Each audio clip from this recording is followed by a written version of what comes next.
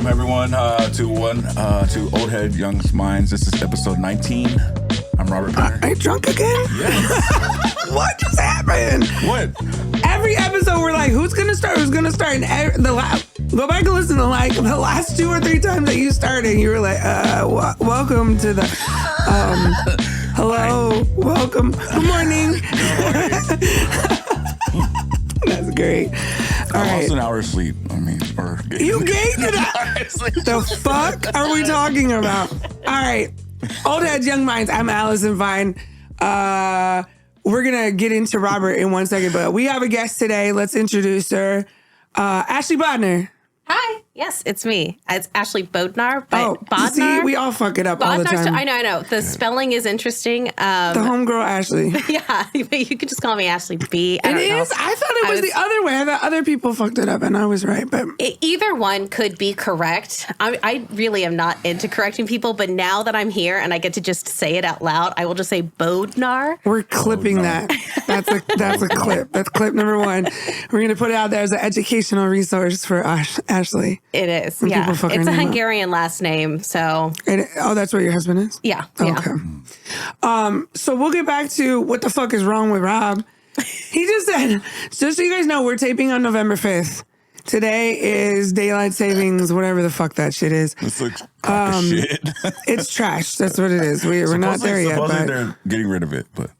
I don't think that's for actually years. true. I don't think that was ever. I think they're going to do it 1 or 2 more times, like basically recycle. Well, here's the thing. Why? To like warm us up for them to just stop? Here's the thing. This is the way that it works. States make the decision on whether they want to continue with daylight saving times or not, right? Like Arizona doesn't switch, right? Some states don't switch. But the federal government has to approve it. So the way I understand, if I remember correctly, our state legislature decided to get rid of it, but it hasn't been approved by the feds yet. Okay. We could talk about it in UGIT. Hawaii does not have it, right? What? Hawaii doesn't do it. I don't think they changed. And I Googled it last night, and there's a couple other states like this is the last year they're doing it for sure, but we weren't on that list that I could see. That's what I thought. We were doing it one more time. I mean, a lot of people just want the federal government to just stop. It's stupid. Right. The whole invention was for farming, to like saving out because the natural light, it does actually change. So they the biggest farming that we have in Washington is pot, and they do that inside with grow lights. Right. Anyways, I've been doing that in my closet for years. What is that? We do farming. They have technology. They have lights on the combines. Well, they also have automatic sprinklers and things that things that they don't. There's no reason to have the time changing. Well, it's weird because in California, in one of the areas I used to live in, which is in the East Bay, like East Oakland, it was a city called Brentwood, and they had a lot of farms out there, and they have a fall break at school. Because that's when there used to be a bunch of corn farms, I think. Oh. And that's when they needed the kids to come home and help harvest. Oh. So they have like a 2-week break, and they still have it. I'm like, these little baby kids, they're not harvesting shit. If they're going to keep daylight savings, right, then they need to bring back child labor. You know what I mean? Hell yeah. I'm dead. What is the relationship there? Bring it back. Let my kids go to work. They're annoying anyways. All right, well, maybe we should dive into that in a little bit. I'm kidding. I love them. They're great. All right, this is episode 19. 19. We made it. That's very exciting. We're like over the legal limit and legal age. Well, we can go to war. We still can't. We still can't drink. So can't smoke. That's ironic. You can smoke. No, you can't smoke no more. Oh, yeah, you got to be 21. It's 21. Oh, yeah. Wait, do you even buy cigarettes? You have to be 21? You're kidding. Yeah, that's a Washington law, because too. my kid was, when they changed it, my kid was like 18. And then what are all these 15-year-olds doing with vapes then? How did they get them? Just how we used to get cigarettes. Yeah, I mean, you go to a shady store where someone doesn't give a fuck. Yeah. Or you got older brothers or whatever. Or you pay me a little bit. No. Actually, no. You're going to get us in trouble one day. I'm just joking. They're jokes. Robert's like, I'd buy a 15-year-old vape. It's fine. To the delinquency of a mind. Cops are going to start following you, and like at every 7-Eleven you stop that. But that's what, back in the day, that's what I used to do. How I used to get alcohol when I was Of course, 16, we all did. 17. Right. We had an older. I didn't. I had got mine older from friends, church. too. You what? I got mine from church. They had wine The there. communion wine. This bitch. I like it. Bless Big her- ass jug of bless her Carlo heart. Rossi just in the bottom of a. Oh my God. All right, we need to get on track. All right, we didn't even start with our normal first segment, which is You Good. So this is, I think you've been listening to the pod, right? So we just do a little quick mental health check-in, and obviously we're all fucked up. You guys could hear that out the gate. So let's start with you, Ashley. Are you good? No. I am not good. Daylight savings has fucked me. Okay. But you got an extra hour of sleep last night. Did I? Because I woke up an hour early and then tried to get here an hour early. Yeah, full only for disclosure, you. she was like, I'm going to go to Starbucks, you guys. Do you guys want anything? And I almost said it, but thank God Rob was like, it's 10:30, right? It Like, wasn't for Robert. we didn't have to be here till noon. Allison's like, do you not have a phone? Like, yes, I have a phone, but I'm using my oven clock, my car clock. I'm barely looking at my phone. If it wasn't for Robert to be like, it's you have an hour. Right. I would have. And by that time, I was out of the house, right? And I can't just go back into my house after I've already said bye to the kids. Right. And they're like, when are you going to be back? It'll be like a whole ordeal.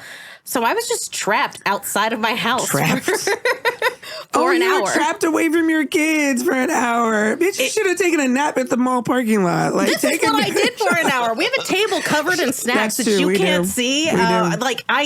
This is what I did for the hour. Is I went and I perused Hong Kong market. But this is, in true, I guess it's just, when you meet someone and you have similar characteristics and you're like, that's why I like that person. So in true Allison fashion, she was going to be here an hour late, but then the bitch ended up 10 minutes late. So, she was going to be here early and then she ended up late. And I'm just like, sounds like me. There's no in between. I am actually incapable of being anywhere on time. So other than daylight savings, actually giving you an extra hour, which somehow you're finding a way to complain about. I am. I'll find it. Okay. Is that the only thing that... No. Okay. Also, I have severe untreated ADHD. Same. My primary care provider left. Okay. So now I have a new primary care provider that I haven't had an appointment with. And I had to cold turkey stop taking Zoloft because I couldn't get it prescribed to me again. That's not healthy. No, it's not. Why It's didn't you go to actually urgent care? terrible. They could have done I it urgent did. care. So I had gone to urgent care, but the soonest appointment that I could make was like 3 months out. So I have an appointment this month. This is over the last 3 months. Okay. Right. So I have an appointment now, but like this month. But before that, I had basically used all the resources that I could to get my refill of Zoloft. So it was kind of a mess. But you're on Zoloft for ADHD? I'm on Zoloft because that's what they'll give you. They won't treat my ADHD, but they will treat the things that my ADHD has caused, like general anxiety disorder and depression, which I think it's really awful, right? But I have found that within my experience, it's been really hard to be able to talk to someone and get the actual care that I need. Do you have an actual ADHD diagnosis? No, and I cannot get an actual ADHD diagnosis without a psychiatrist, I think. I'm sorry, there's a little smoke happening. Oh, that's it. Oh, okay. This Sorry. bitch thinks she's seeing ghosts because I'm vaping. I was like, she's talking about ADHD, and then I just see her eyes like, You're right. Cold turkey stopping Zoloft was bad. It's making me see things. Y'all, put me on you new just now have your medication. diagnosis right here on the pod. It was shit, like live diagnosis. Oh my God. Like, Anyways, I've been grappling severely with anxiety and depression and clearly seeing things that aren't there. And also Halloween, it was just too fucking long. I'm gonna say it. Okay. I love Halloween, but it gets longer and longer each year. And I don't know if this is just a product of having children, but a week before Halloween, 2 weeks before Halloween, we've got something to do every single night.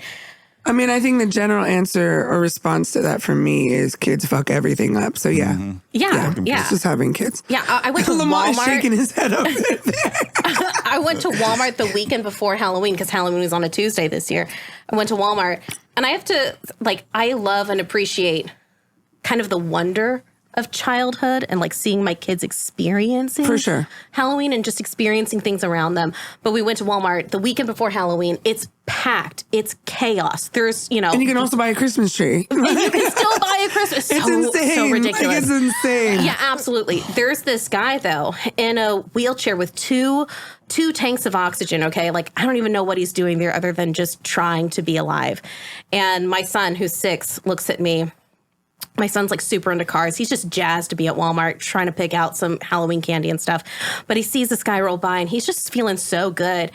And he goes, oh, what are those? Are those boosters? Is that NOS? And he's saying this out loud. The guy's just barely rolling by. I'm like, shut the fuck He's up. like, is that an X-Men? Right, exactly. He's over here like, can't wait to get into one of those. I'm like, no, this guy's not trying to Tokyo drift through Walmart. He's just trying to survive. Like, Oh my God, that's great. yeah, but it does wonders to my nerves having children and having this undiagnosed ADHD. She said she's not good, but I think she's just more neurotic. So Yeah, I think that's it. we should make that an option. You good or you crazy? Like, I am going through it. that's going to be the title of the episode. You good or you crazy? I don't like using the word crazy when it comes to mental health normally, but we're all comedians. So, Yeah. Okay, so let's get through this segment. Are you good, Robert? No, I'm not good. All this unhappiness. I'm just tired. This past week I worked overnight and like my sleep is all jacked the fuck up. So Robert normally works days and he's been working nights. Yeah, I've been working. It's just for 1 week though. You go back. I'm gonna be okay. I go back to work. I know when you're really old, it's hard for your body to switch. It's like the switch and switch. It's hard for your body to change. Anyways, other than that bullshit and having to work, and I work by myself too, so it was like lonely all overnight, all night, doing stuff, frustrated, can barely communicate with the other people. Are they not working? Yeah. I'm having to work by myself overnight and do stuff. So when you need something, who do you call? Sometimes I had to wake people up, and or it would just be delayed till they get the message the next day. Oh well. And so, anyways, yeah, that was that this week, and I missed Halloween because of it. Oh yeah, because you were working. Because I was working, and not that it was like I like handing out candy at my house. Yeah, no, I do like that aspect of Halloween. Yeah, so Not me. no. I'm the Grinch. The Grinch of Halloween. Wrong holiday. I don't give a fuck. Leave me alone. Don't come to my door. Honestly, I live in a townhome though, and like I didn't even hear kids outside. Like I know my neighbors, like they took their kids somewhere. I saw them. Mm-hmm. But like I didn't hear kids even outside. So I think that my neighbors, we back to back, like my complex is backed up with a bunch of houses. So I'm guessing people probably just walk over to the houses. But like it was weird. It was interesting to see like online. So many people were like, I didn't get any trick-or-treaters this year. And then I had other friends that were like, I had 250 trick-or-treaters. And I'm Holy like, cow. that's what you get for giving out the full-size candy bars, bitch. Like, they know. They know. They pegged you. It depends on the neighborhood, too, right? Like, you go to Proctor, you know what you're getting. You know, you'll be... I'm sure it's insane up on Proctor, right, exactly. right? But I live in Hilltop. Oh, okay. So it's like, survival of the fittest. If you get a piece of candy, you get a piece of candy. In neighborhoods that are either, like, apartments or whatever... Or maybe you're less safe, you know what I'm saying? Then people will drive and take their kids elsewhere. I will say I also saw a whole bunch. To me, it was very sweet. I saw a whole bunch of people who were like growing up. It was weird because it was like the same general post from probably like 8 of my friends online. And it was like, growing up, I remember like loving to go to that one house that you knew gave out the full-size candy bars. And like this year, I'm that person. And I was like, oh, that's really sweet. That's really sweet. But yeah, like fuck Halloween. Honestly, like I didn't even do anything costume related this year. And then on actual Halloween, I was in bed all night. I didn't do shit. Yeah, sure. So I was like, for what? And my daughter, my daughter's almost 29, but she's still a teenager. So she wants to go out trick-or-treating. And I'm like, no, we're not doing that. You're an adult. But I did let her the next day. She also wanted pumpkin seeds. And so like the next day after Halloween, when shit was on sale, I let her go buy a bunch of candy for herself and a couple things for me. And then I let her get a couple pumpkins that were on sale so she can get the seeds. But like, that's one of the harder things about having a special needs kid is that like in her mind, she still has a lot of teenager qualities and she wants to go out and do that. And I'm like, but the world sees you as a grown ass woman. So what we're not going to do is that. Sure. But she gets her own thing though. Like on Friday, at the community center, there was the special needs community in Federal Way is really good. And they had a dance. They have a Halloween dance, a Valentine's Day dance, a holiday dance, like a summertime thing. So she was hanging out with a friend. She got to wear a little costume. She didn't know what she wanted to be. So we went to Goodwill. And she found like a dragon costume. It was very funny. So yeah, she did get to do stuff, but Halloween itself, we didn't do shit. Which is fine. So you didn't miss out on much, is what I'm saying. I had enough Halloween for both of you. Okay, cool. Well, you got little kids, so. I did. Yeah. All right. So I'm not so good, but it is what it is. Are you good? Yeah, I'm good. The last few weeks, I don't know. October. Getting into the holidays, I mean, our next episode is going to be about that. It's like holidays and mental health and like, wintertime, stuff like that. I really dread today, matter of fact, I dread when the time changes because and we've talked about this before, but after 10 years, my body is still like, does not love that it's dark at 4 o'clock starting today, So like my body doesn't love that. As far as like work, I'm still like, I haven't started looking for a job. But I'm starting to feel like anxious, like, that I should start looking for a full-time job still. And there were some things that I wanted to get accomplished while I was off work, which I didn't. I just mostly have been resting and doing comedy. So I kind of feel some kind of way about that, but like. Do you feel guilt for resting? Yeah. Oh, for sure. Yeah. For sure. So I quit my job in July and it's the first time I've ever not worked by choice that wasn't like related to, well, I guess that's not by choice, but that's not related to like a medical reason, right? So it feels weird. It's felt weird, but it's nice. It's nice to be able to have a little more free time. But I'm starting to get to the like depression and like unmotivated part of that. So I need to be careful and mindful of that. I mean, is that like just because of unemployment or do you think it also has to do with like all the seasonal affective disorder? The time change, so like a lot of stuff. Combined. Yes, a lot of stuff combined. Yeah. A lot of stuff combined. And we've talked about this in depth, but like October used to just be my birthday, which is good. But now it's the anniversary of my stabbing. And November is when my dad died. And you know what I'm saying? Like, there's a lot of things in the holiday season that is a struggle for me. Totally. And not working on top of it. But, I mean, I'll be fine. I was diagnosed, you were talking about diagnosis. I was diagnosed at like 9 with depression. Never been on meds for it. I take St. John's wort sometimes, but I've never been on meds. As an adult, I definitely know I have ADHD, but I have not started to really pursue that yet. I think that ADHD... Because I don't want to get on meds, to be honest. I totally get that. I respect that. I also feel, though, that like there are certain things that exacerbate ADHD. Like having kids is one of them, right? Where suddenly I'm like, wow, why can't I focus? Why does it feel like I'm always just kind of out of sorts? Why am I so tired all the time? But I also think that, I don't know, like working in a job that's extra stressful could bring that on too. I mean, I have a friend that I've been, a guy that I've gone on a couple of dates with, and he's got a recent diagnosis of ADHD, and he is on meds, and he's very like in tune with this because he's trying to like get it under control, and it's funny because the more he talks about his ADHD, the more I'm like, yep, I check that box, that one too. Yeah. So it's like, I know that I have it. And I watched my dad as he got older. I remember thinking like, I think dad has ADHD, like adult, because you can develop it as an adult. And sure. I definitely see that in myself. So it's something I've considered, like maybe if I did look into getting some sort of treatment, being on meds is not something I'm trying to be, but whatever. Sure. In other news, we talked about my iron on the show and how bad, like how anemic I was. And I went to the doctor last week and I had an iron infusion because so the standard range of like your whole iron is supposed to be 52 to 150. And beginning of September, it was 12. So it was a whole story. Are you anemic? What? I am extremely anemic. Okay. But it was worse than I ever thought. So oh my gosh. They gave me an iron infusion on September 25th.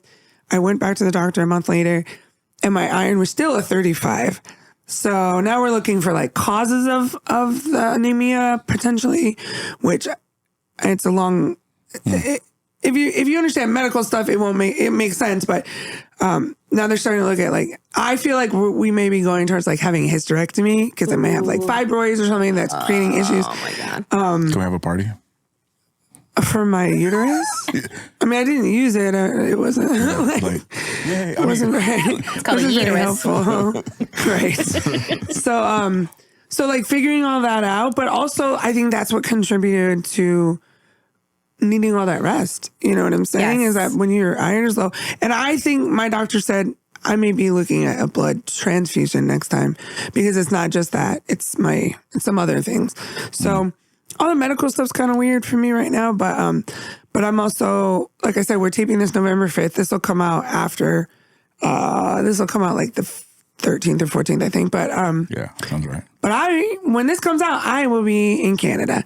So I'm very excited. So I'm really good with that. So I'm leaving next Saturday for Did you for learn 9 days in Canada. Did you learn Canadian so you can? I did not learn Canadian, but I'll figure it out. You can take a translator. I have a Google translator, so I think it's wish just you gonna be all like would just speak English.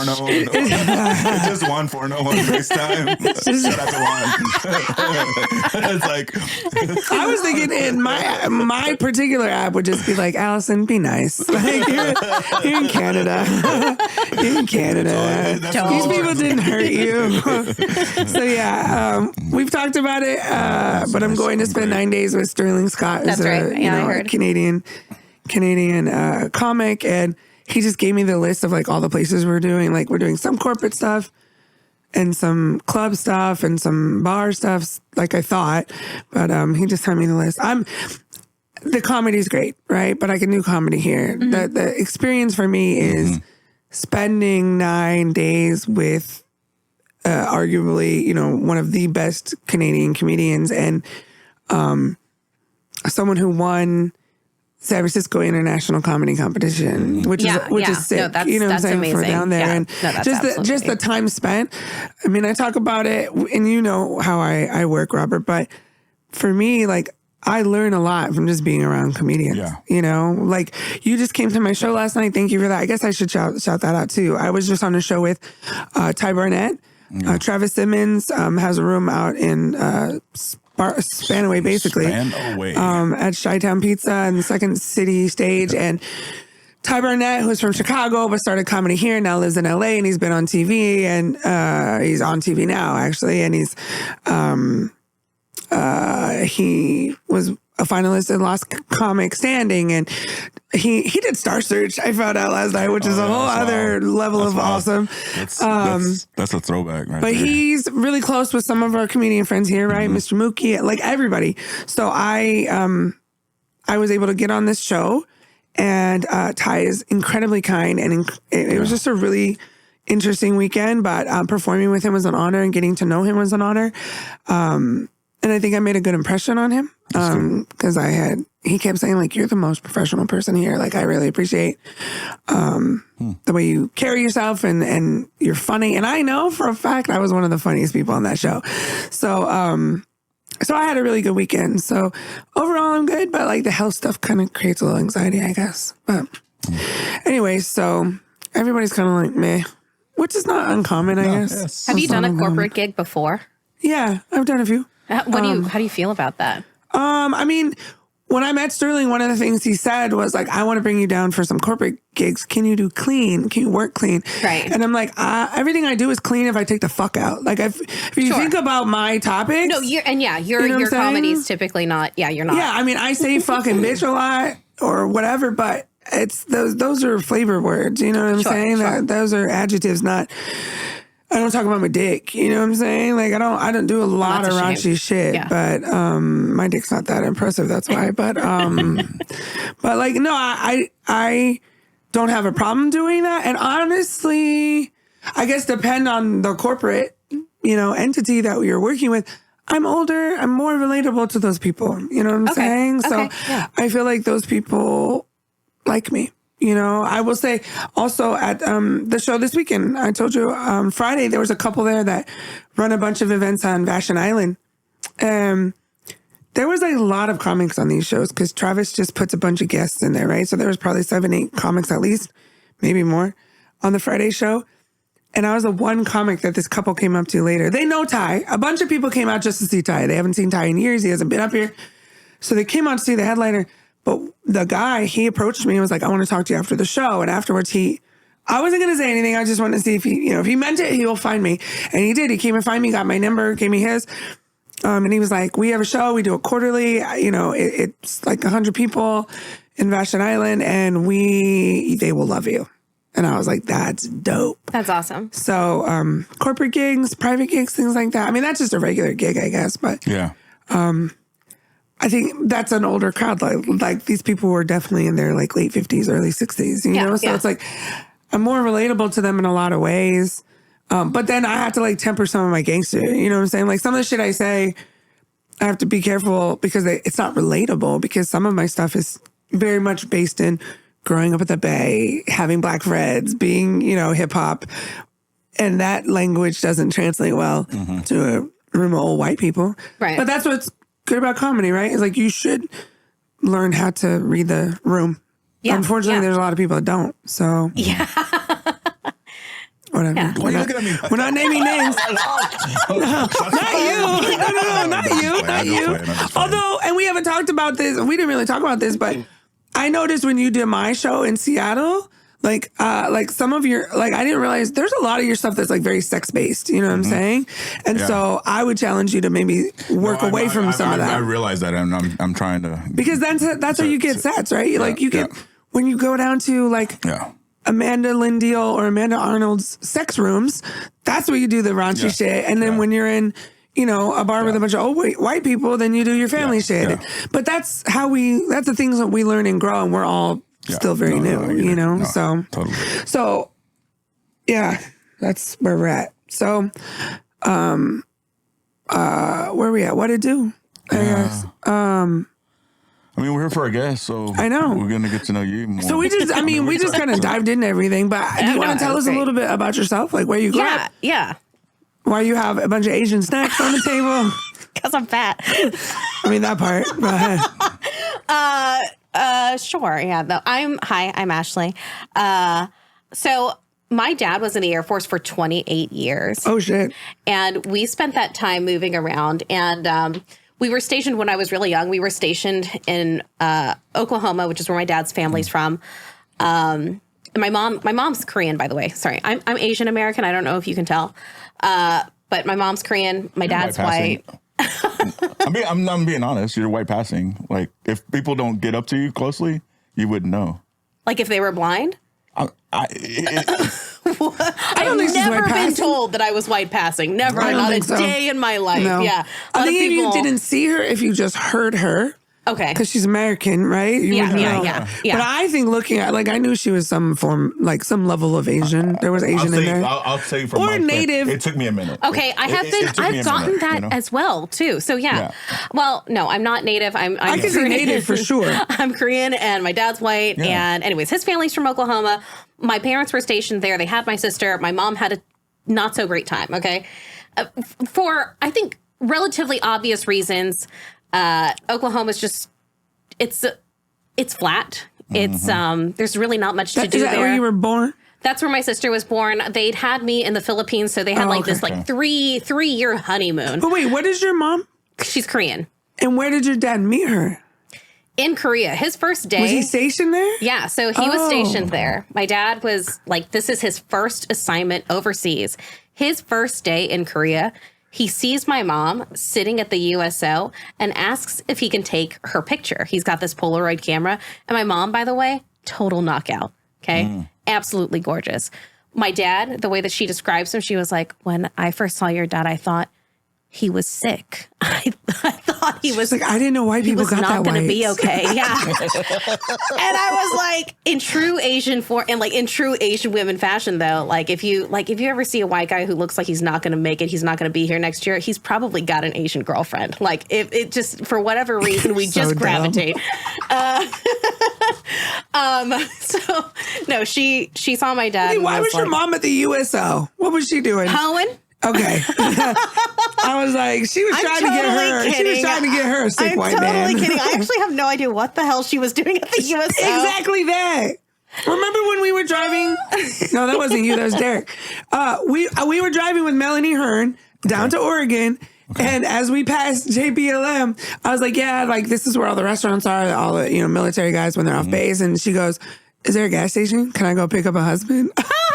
I was like, bitch. I think, I don't know what she was doing at the USO. She was trying to find your daddy. She just didn't know it was your daddy yet. She fumbled the bag big time, okay? Because there were other higher ranking men there. She could have easily. She said, my mom fumbled the bag with my dad. She went with my dad, who, by the way, had like no rank, okay? Mm-hmm. He, according to her, looked sick. And I don't blame her, okay? I saw a picture of him younger. He's like really blonde hair, blonde eyebrows. When you live in Korea and you're just used to seeing other Koreans, everybody's got like this beautiful, thick black hair and gorgeous, eyebrows and features. He looked like powder. He really did. He looked uncooked. Okay, he was a little like, goddamn, what is this? Well, she put some seasoning on him. It sounded like that's how we got. He was immediately obsessed. He was immediately like, I love you. Uh-huh. And so I guess do you guys have that picture still?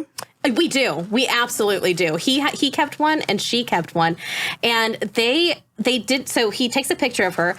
They don't exchange numbers or nothing. Okay. But they meet up again, just kind of just kismet or whatever, because my dad has taken on a side gig teaching English and my mom is the translator. Okay.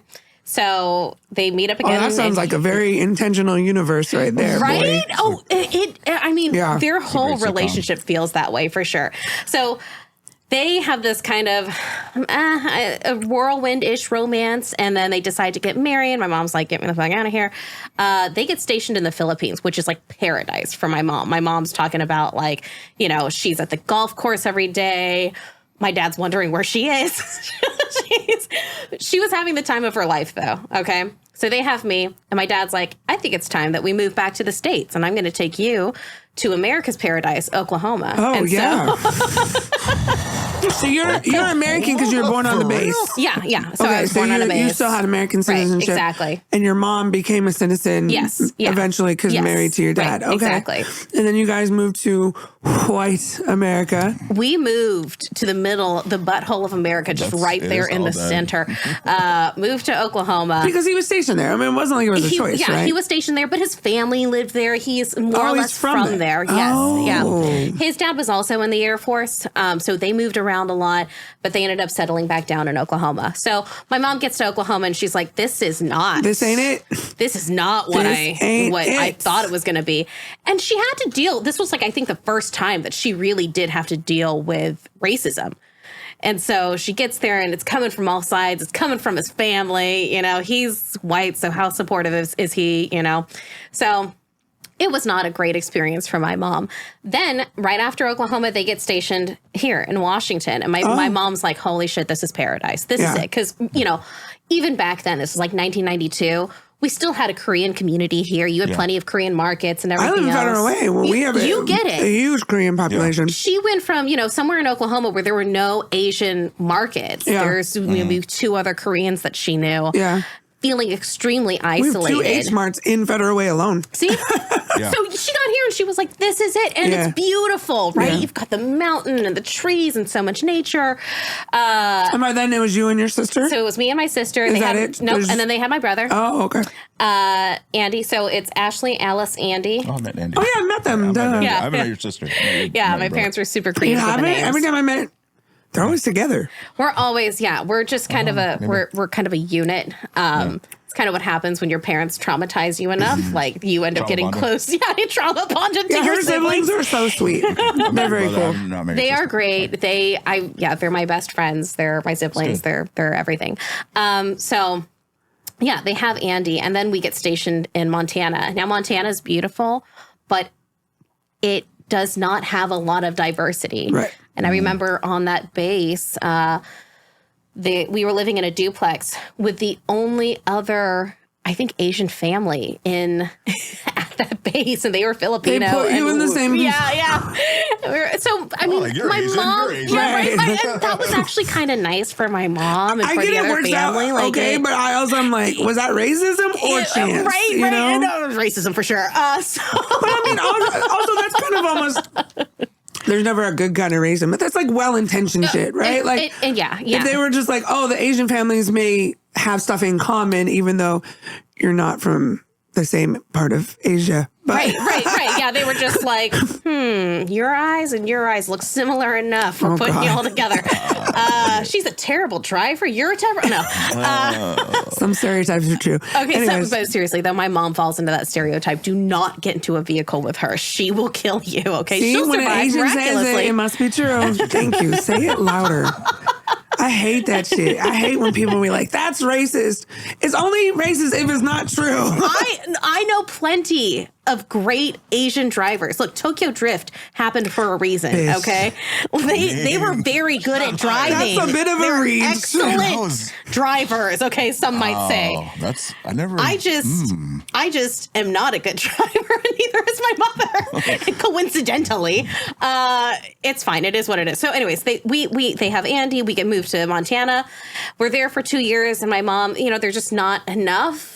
She definitely missed an Culture, Asian for market, sure. culture, all of that, right? So she looked at my dad and was like, "We're getting out of this country, right the fuck now." And he's like, "I can't choose," and she's like, "Fucking choose, okay? Right. Like, we're make getting it out." happen. And he did. He totally did. We got stationed in Korea after that. Stayed there for a You went year. back to Korea. Oh yeah. Okay. Got stationed in Korea for a year. That was interesting. How old were you when you were in Korea? I was 9, and so technically we were not supposed to go with my dad. This was a deployment for I was him. about to ask, like, how is that possible? Because usually when they send people to specifically Asian, like Japan and Korea, those are often solo trips because the bases are not very big. So this one,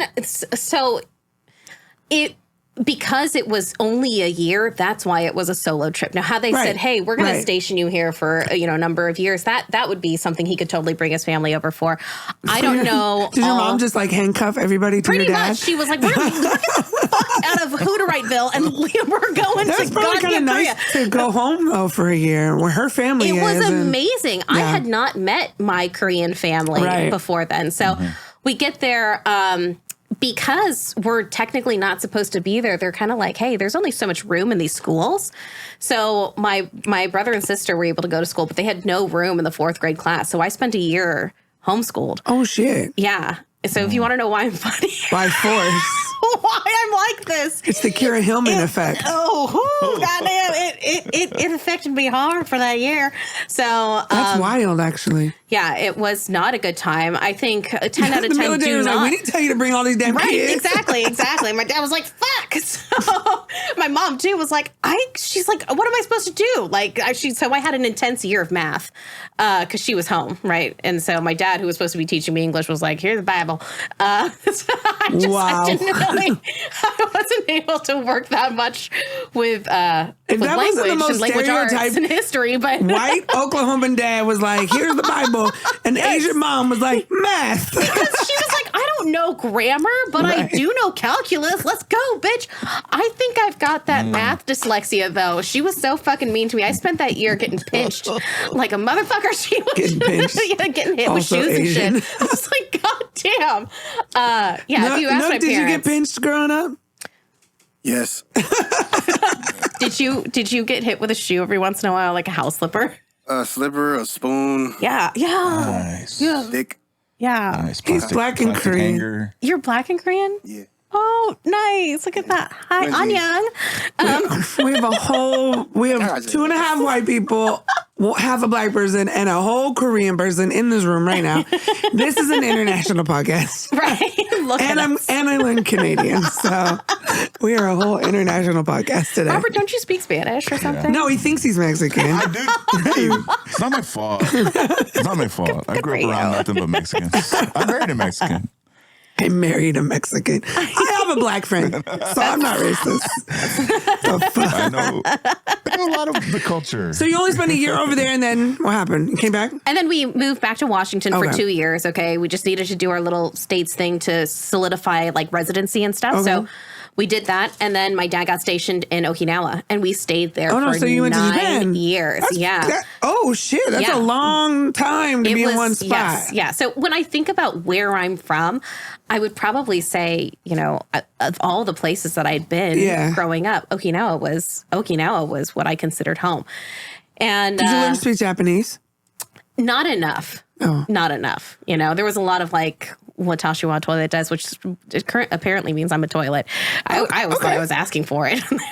So because you lived on the base, so you just weren't exposed to Japan that much? We totally were exposed, but a lot of the places had, you know, English. The island is so small. Right. And yet it's covered in military bases. Yeah. So can you see Mount Fuji from your house? No. Oh. So we are an island off the southern coast. That's okay. We're an island off the southern coast of Japan. So we can't see the mainland or anything. There? You know what? Born and raised, bitch. He was my next door neighbor. I'm kidding. No, he was not fucking there. He's like the first Asian people in most of our lives. Honestly. Did you see Jackie Chan? Is he your uncle? Okay. And aside, when we lived in Montana, my mom had put us in ice skating lessons. And again, there were no Asians there, okay? My mom goes to pick us up from ice skating lessons, and she's ice skating with us. But there are a lot of Asians in the Olympics, so she had big dreams for you. Hey, man. She's like, if we can stop this girl's boobs from growing, she didn't know what was going to happen. Yeah. When I was younger, I was chubby. She was like, we'll fix that. But like, she didn't know how bad it was going to be. So she put us in ice skating lessons. I'm like 6 years old at the time, 5 or 6. She's skating around with us, and I will never forget this. These 2 white kids, like white teenage boys, skate up to my mom, and they are visibly nervous, and they go, hey, are you Michelle Kwan? Oh, shit. And my mom took the opportunity to be like, these fucking bumfuck ass kids don't know any better. She goes, yeah. Yes. And these are my friends. Want to come skate with us? By the way, she's not a good skater. Okay. Also, Michelle Kwan is American. Right? Michelle Kwan. Fun fact: I went to high school in Southern California in Victorville, and Victorville's in the desert. But there's like the LA forest, basically, which is a very, very long set of mountains and forests. It runs, it kind of borders where we are. And Big Bear's there. And Big Bear has a very famous ice skating rink because there's not a ton.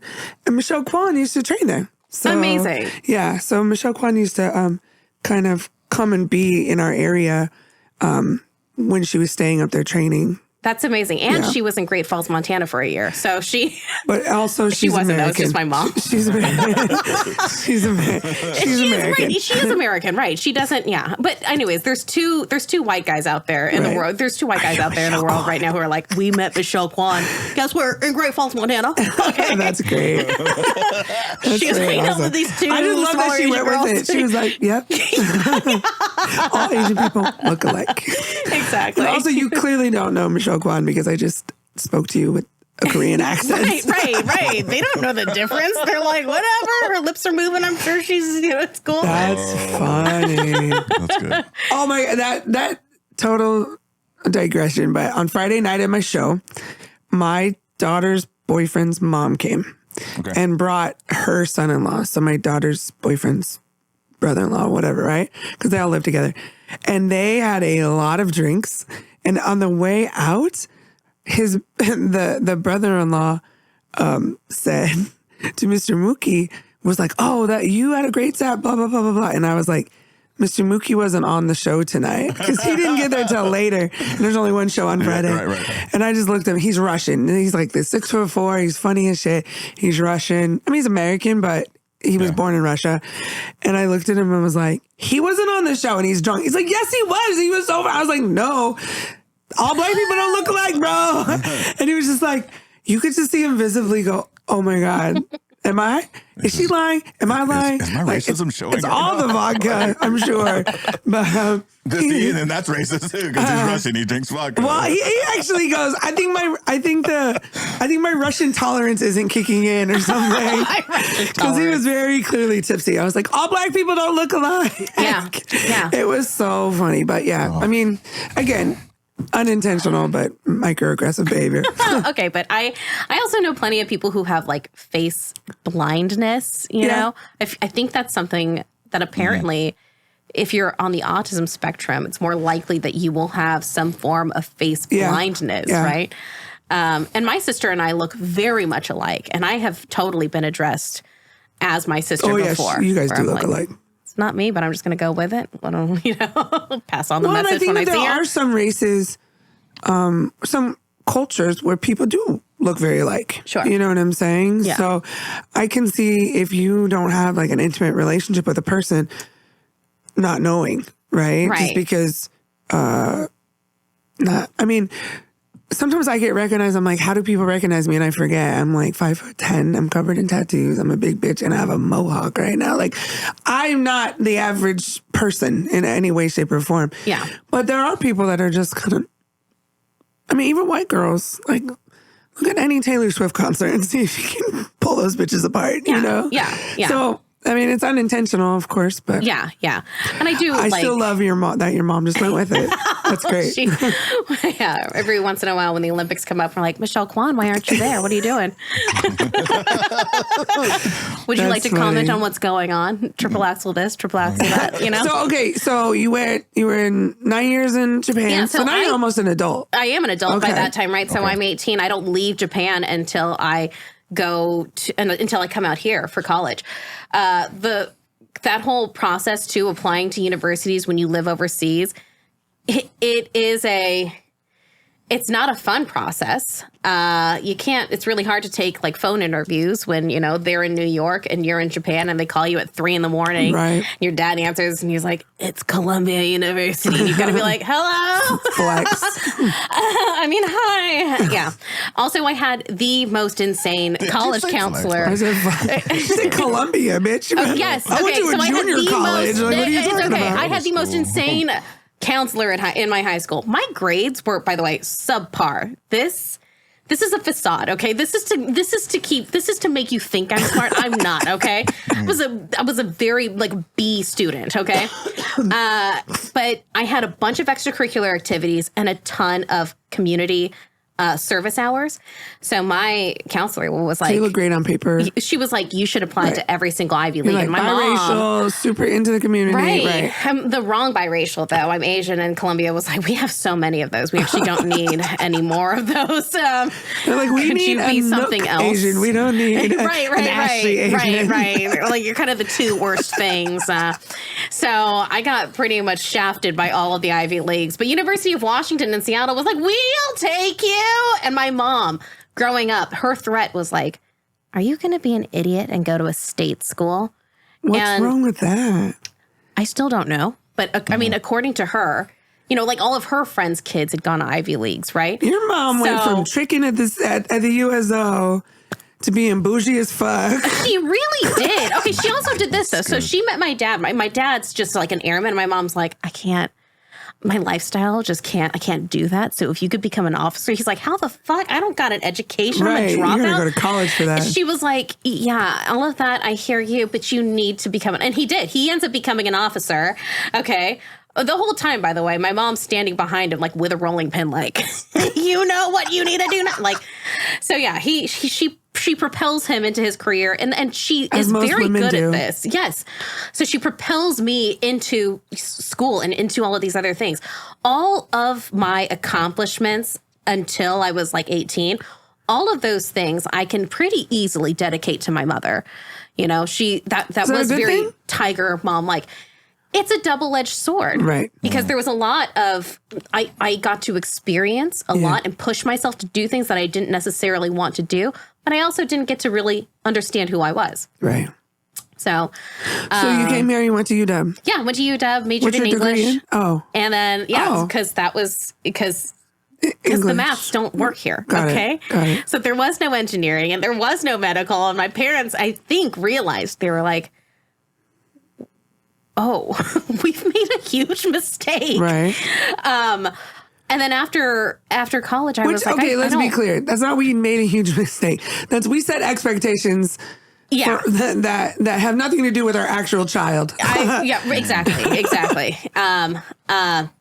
She said English, right? Yeah. I want to make sure. But by the way, I've All never that Bible used. she read. Hey man, Yeah. when you are 9 and you've got to parse out Psalms or the Book of Luke, you're guess what? You're reading at a college level, okay? So you have an English degree? Yeah. Just a bachelor's. Did you Just go a on bachelor's, to just a bachelor's. And then after that, I went to culinary school for a year because Right. I had no skills at all. Technically, I was supposed to go for the program's 2 years, but I dropped out after a year because it was the hardest year of my life. I interned at a bakery and that was so intense. I was not prepared for the trades, I think. But I did it and I really enjoyed it. And I still really enjoy food. I still really enjoy cooking food and making food and all of that. And then I don't know, I just kept working like odd jobs, I guess. I worked at a sex store for a little while, like a sex toy store. It rhymes with Loan. You can say they could be our sponsors. I don't know if they could be our sponsors. We need still sponsors. around, but they were less than ideal place to work for. So just kind of bopped around, and then I met Will and That's your husband. had some babies. Oh, and then got married and had How old were you when you got married? 26. I was young. 26. I met Will when I was 21. So yeah, he was, and he's 16 years older than me. So I was like, You didn't know about Grandpa? No, I did not know that. like, hey, this is going to be. Hey. How did you meet him? Yeah, how'd you meet? Through friends. She was like, I was sitting in a USO on JBLM. Exactly. No, so actually, Is he in the military too? I was living with my ex-boyfriend. No, I was living with my ex-boyfriend, and we had friends across the street who threw a party, and I met Will at that party, and was like, I'm dropping this fucking loser who's my age, and I'm gonna go with Daddy, who's 16 years older than me. No, actually, we knew each other for a little bit. I met Will when I was 21, and then we reconnected later, and had some kids, bought a house, bought a business. How many kids you have? 2. So I have 2. How old are they now? They're 6 and 7. Okay. Yeah. And how old are you? 19. 34. The math does not work. Once again, the math does not work. I'm 34. Okay. So yeah. Why do you say it like that? Like we're hella old. No, it's totally, I don't have an issue with being 34. It's totally fine. You know what it is I think I see my mom all the time and she's aging beautifully. She's okay. Like 49 still. Right. No, she's my age. She's 34. Okay. Yeah. Meanwhile, because you only have half the Asian. Exactly. Meanwhile, I've got I have a year before my face catches up with my liver, and then I'm done. So okay. So you mean you're gonna turn black? What happened? Everything's gonna deteriorate. I will actually melt in front of you. No. So yeah, now I'm a stay-at-home mom. But will you taste like mochi? That's what I want to know. Yeah. Or bubble tea. If mochi tasted like farts and butter, then yes, that's exactly what I would taste like. Yeah. So now you said your kids are 6 and 7. They're 6 and 7. Okay. Yeah. And you have a boy and a girl? I've got a boy and a girl. Okay. Yeah. Whoa, you're a stay-at-home mom? I am. Yeah. So wasted degree. I mean, sorry, I didn't really speak for your parents. That's what they were I'm saying. using it. I taught my kids English, by the way. Rob went to prison, so I don't know why he's wasted degree? I taught my kids English and they speak so good. So we're doing just fine. I'm just fucking with you. We're doing just fine. No. Well, COVID was kind of threw a wrench into things. So everybody had that, like, you had to. Did you have trauma? Because, like, now suddenly you had to homeschool your own kids after what you went through? I never, ever wanted to do this. Right. I did. And I still don't get it, you know? So, no, spent a year homeschooling the kids and made sure that they understood that the reason I was so terrible was so that they would end up with a personality as well. So So we met you doing comedy. Yes. How did that adventure start? You're very naturally funny. She's saying what got you into comedy. No, I hear you. Okay. I had just started taking Zoloft. So, and I thought I was like, you know what? I could do anything through Zoloft. Anything is possible. Okay. I did not have the generalized anxiety and panic attacks anymore. And so I was like, you know, what am I going to do with all of this wasted serotonin? So I went to Tacoma Comedy Club downtown. Okay. And was like, okay, here we go. Let's just see how well this goes. Yeah. Went a few times, did not get to go up, but just got to see and observe and thought, okay, I think I'm funnier than at least two of these comics. And so I got up and started and then I was addicted to the adrenaline. When did you go up the first time? It had to be at the end of March, not this past year, but the year before that. So, yeah. I just had my year anniversary. Yeah. Was I there the first night? I think I might have been. You actually were. Yeah. Because you came from out of the audience, right? You were sitting with friends. Yeah, I was there. Yeah. Yeah. Yeah. So it went okay-ish. I'm like the godmother in the room. You really are. I was there for your first time and your first time. No, you really are. Actually, so I remember coming home and being like, okay, I think I did okay. There is this woman who gave me her card and she says I'm funny. And that really did give me the confidence to continue to do it because I have even today, it's really hard for me to gauge how well I'm doing on stage. Because in my head, all I hear is like whooshing. You know, like sometimes you can hear your heartbeat, but all I hear in my head is blood. So So even when people are laughing, it's like muted. I have, I can see faces and I can kind of gauge like, oh, okay, it seems like I'm doing okay. But yeah, I black out sometimes. Okay. Right? No, but if it wasn't for Allison, I don't think that I would have continued doing it. You really did give me the confidence to just kind of keep hitting up the mics and stuff. Well, and understand that like I don't do that for everybody. You know what I'm saying? Like, not that I'm trying to gatekeep, but I like when we started the collective, or when I started the collective, which is 2 years ago now almost. My intention is to give new people more time because that's what I needed, right? So I created it in part so I had more time in places that were closer to home, but it also was to provide more community for the comic community or more places to gather, I suppose. Because when I started it, it was 2 nights at TCC and 1 night at Nate's. That's all we had down here. Chandler didn't exist back then. Chandler's mics didn't exist. You know what? Who was?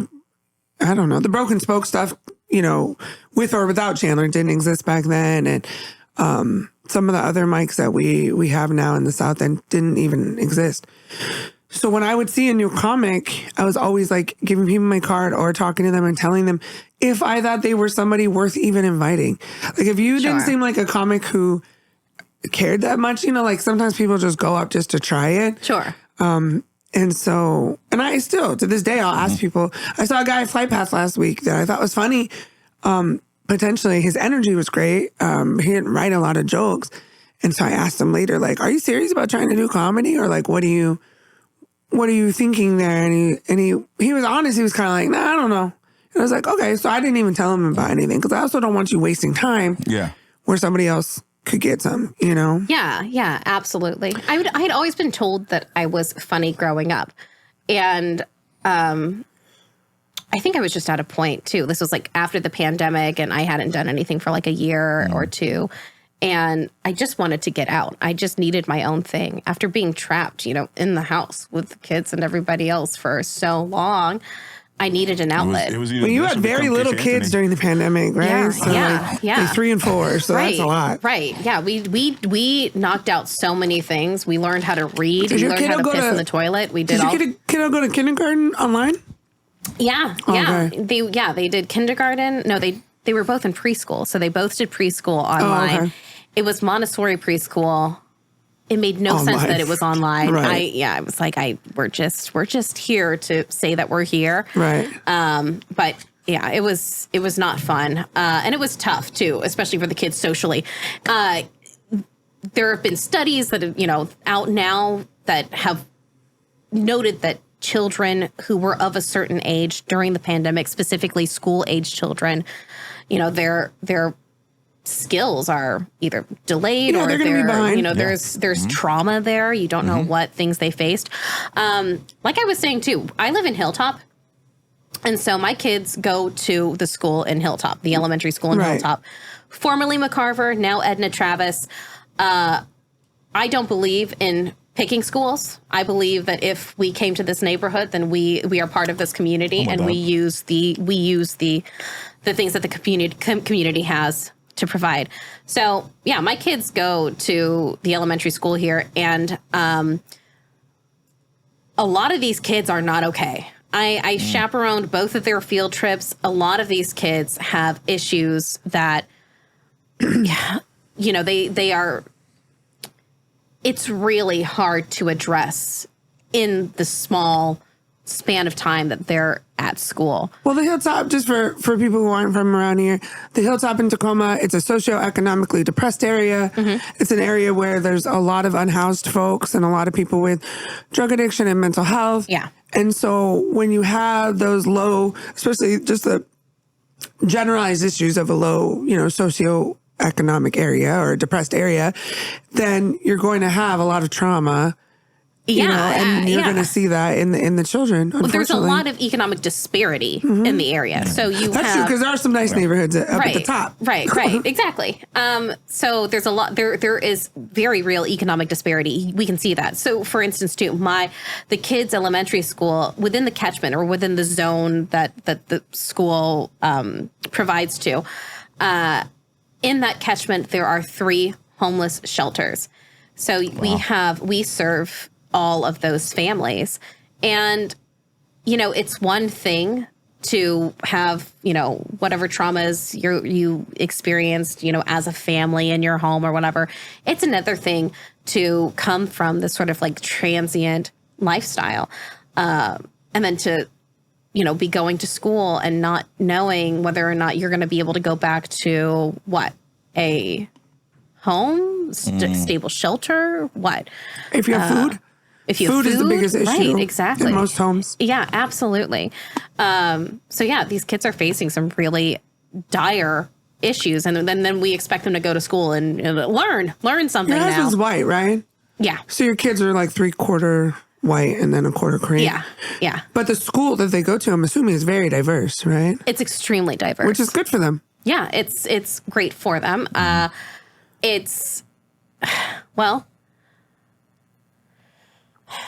Tacoma's really diverse. Yeah, for sure. Yeah, Tacoma's super diverse. That is really great. Just that as a fact is really awesome. Like racial diversity is really great, but it's the socioeconomic diversity that is not so great. Because you have a lot of, when you are coming from a place where you have no stability, it's really hard to learn. And then you create an environment in a classroom where there is no learning that can be done. Right. So because of the behavioral issues? Yeah. Yeah. So I'm on the PTA and I am constantly begging the school board for more resources for our school. A school that's how you can actually change that, right? Get elected to the school board. Oh man, I just joined the PTA. Like we're trying baby steps. That's step one. This all stems from accidentally not using a condom. Okay, so look at where it's landed me. It's funny. It's funny because I was actually, as you were sitting there talking about it, I was like, She should run for school board. Like, I think you'd be great at that. Well, and we need more young people who are actual parents on school boards and such. I'm taking baby steps. So far, I'm in the PTA. The school does not actually have a PTA. We just have this rogue band of parents. And by band of parents, I mean there's 2 other parents with me who go on Thursdays to the school board meetings to go beg for teachers, assistants, paras, to have certain teaching positions filled in our school, because we are at such a disadvantage, like we're in inner city school and we are serving the most marginalized communities. But yeah, it's also part of what makes Hilltop. Right. And I love Hilltop. Overall, is this a good or bad experience? Because it sounds very mixed. It is a mixed experience. So I cannot say that it is like essentially good or essentially bad. I just know that I love Hilltop and I love my community and I love the people in it. And I've learned a lot about what community is and how to organize within community. Also, has everybody voted? No, actually, something's going on with our mailbox. Like, I live in a townhouse, and our mailboxes are, like, getting broken into a lot. So right now, most of our mail goes to our post office, which is annoying, right? Because then we got to pick it up.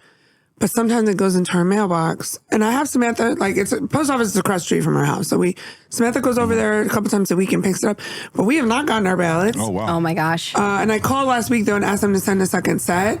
So hopefully that will come. But I used to be the chair of the Democrats. Like, I know how to, in King County, well, Pierce County too, you can print them out and then take them somewhere. So we'll vote for sure, because I don't not vote. I really love voting through the mail. Like, I don't know why most states don't do it. The fraudulent voting that we do here in Washington. It's so great. So fucking dumb. Love it. I'm like, that's called engagement. You know what? I would love? I'll tell you this. I have voted more because I can mail in vote than previously. I believe that, well, by now I feel like we should also be able to electronically vote, but that's a whole different issue. Sure. But at the end of the day, what I wish the federal government would do is make Election Day a holiday, because that would also get people to vote more. And I love that Washington, I don't want to get too deep into politics because I know so much about this, but in Washington, we have so many methods to vote, because you can literally go in on Tuesday, show them your ID, get registered to vote, and vote right there. They'll print it out for you. That's you know what I'm saying? So it's not just a ballot box to drop it off. It's not just voting in person. It's really a whole gamut of things based on whatever's best for your lifestyle or, whatever. So Washington has amazing access to elections. The only downfall, and I wish that we could change this as a state, is oftentimes people don't vote, especially more progressive people. They don't vote till the end. Mm-hmm. And people don't realize if you didn't put your ballot in to that box by Friday that just passed, your ballot will probably not get counted. Ooh. So I wish we had an extension, like a mail-in option extension. So like if election day is the 7th, which it is, right? 5, 6, 7. Election day is the 7th.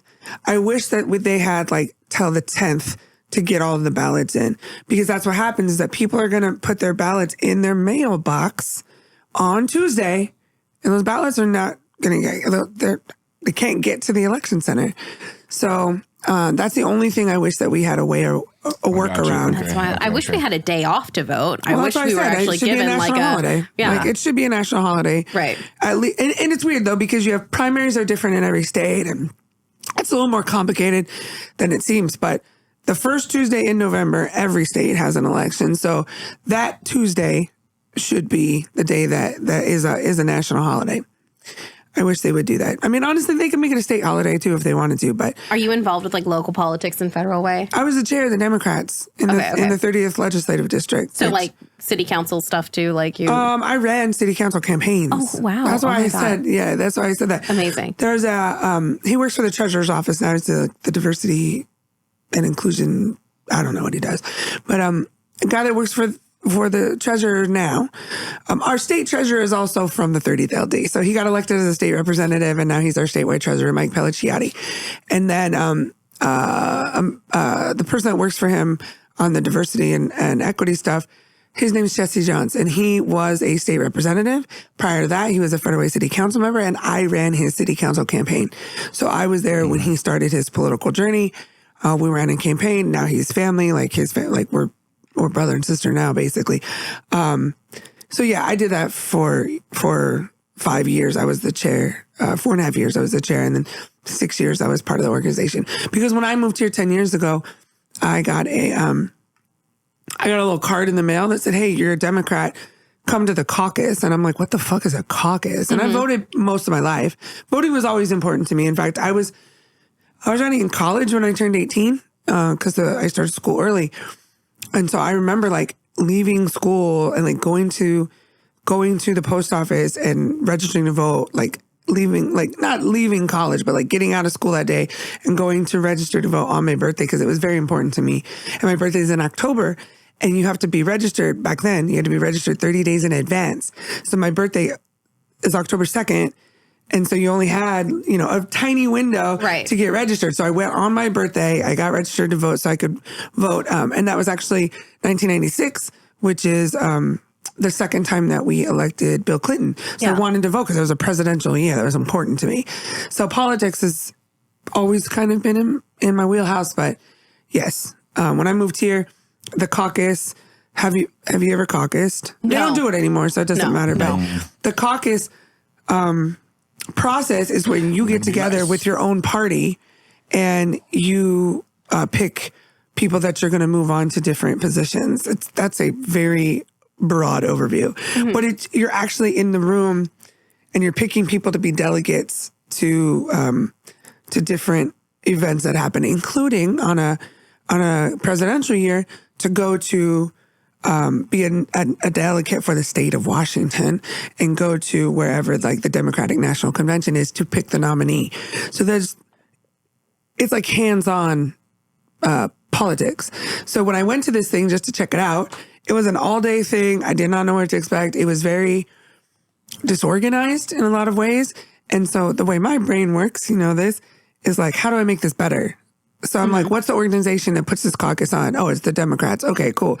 I'm going to start going to their meetings and see if I can help improve this process. And within a year, I was the vice chair, and then I became the chair. And on top of that, I ran these campaigns.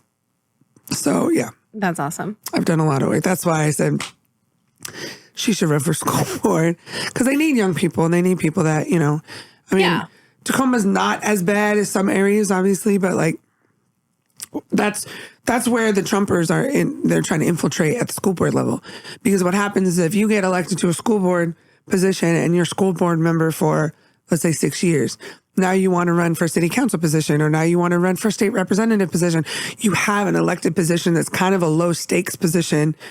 Not low stakes when it comes to kids, but you're not setting policy beyond the school district, but you're still in an elected position. And then you can run for city council and be like, yeah, I've been on the school board this whole time. You run for city council.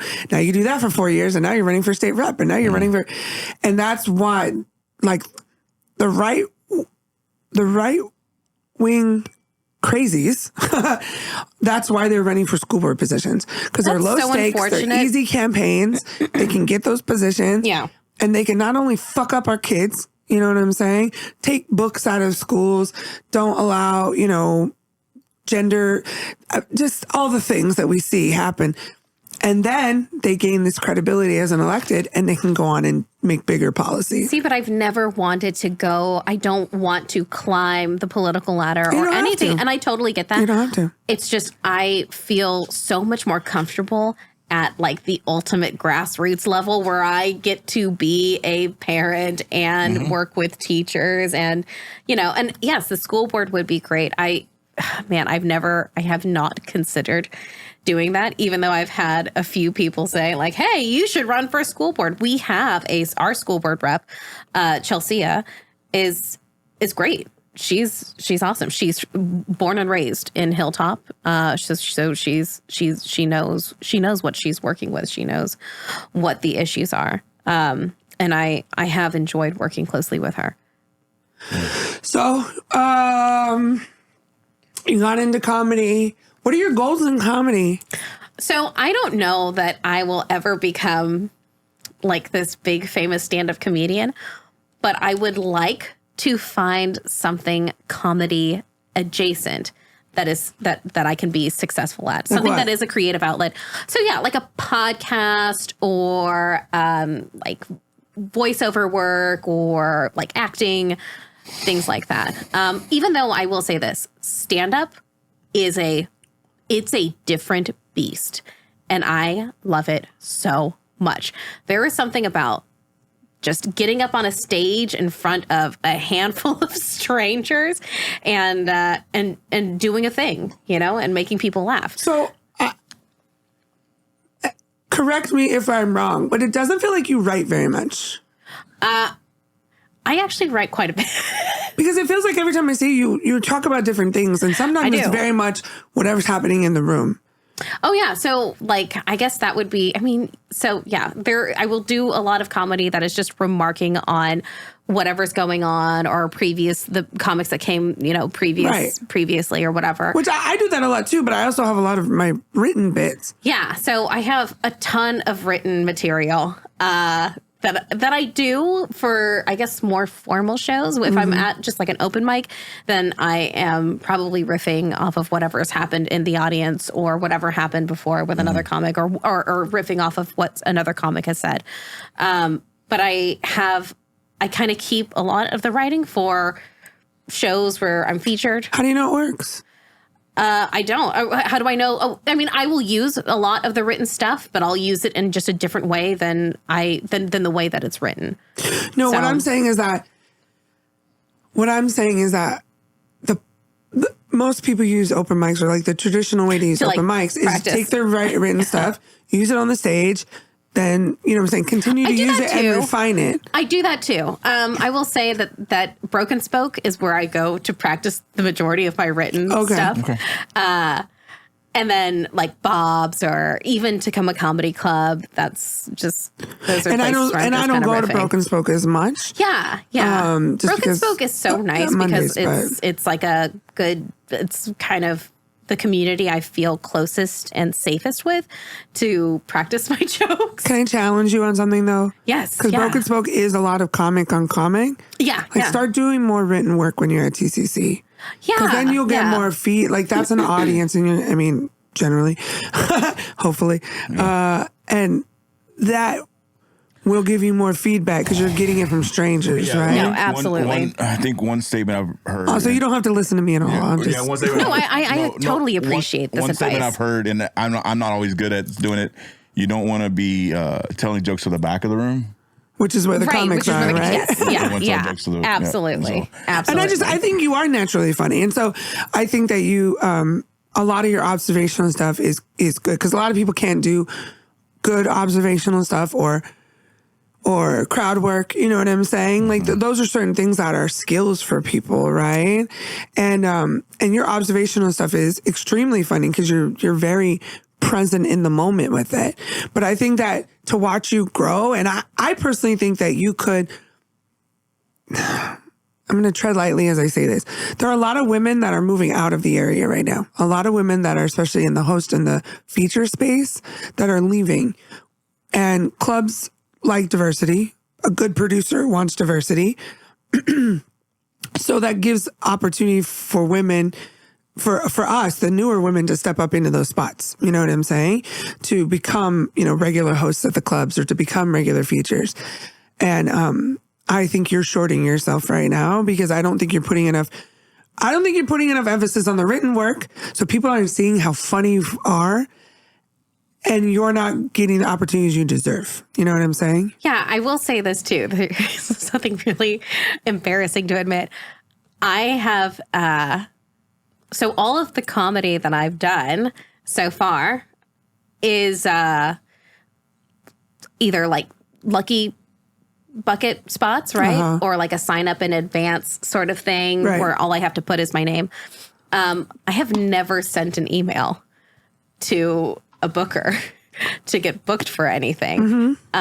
Mostly because I did not feel either confident enough in my own work or just, the anxiety kind of took over and was like, don't even think about it. Don't But do you're it. better than that. Yeah. And I okay, so I was given the most amazing pep talk by my sister, who basically said, even if you don't think you deserve it, you go after it. Yeah. Like you just, it doesn't matter. You know, There's you a couple just go people after right it. now of different races and genders. So it's not any one person, but there's a couple people in the scene right now that I don't think are funny at all. And I don't. No, there's lots of people like that. Yeah. There's lots of people that I don't think are funny, but a couple people who a lot of people don't think they're funny, but they get opportunity after opportunity after opportunity because of other factors, like they're putting themselves out there or they know the right people or whatever. Yeah. And all I can hope for them, like good for them, right? Because there's a lot of people that think I don't deserve some of the opportunities I've gotten. We could all be shady. You know what I'm saying? That's not me being shady. That's me saying I hope that person's comedy elevates. You know what I'm saying? And there's a few different people I've noticed recently. I hope that their comedy elevates to the level of their accessibility at this point. You know what I'm saying? If that makes sense. So it's like they're getting all these shows, but I'm like, a bar show is different than a club show. And I'm just like, if you're paying to see something, I don't do new shit at a fucking pro comics don't go to mics very often because they can put new shit in their 45 minutes, right? And they know how to do that. I don't know how to do that very well. So I don't go to a paid show and put in a bunch of new shit if I don't know that it works because that audience paid to see me and I want to give them the, stuff that I know will work.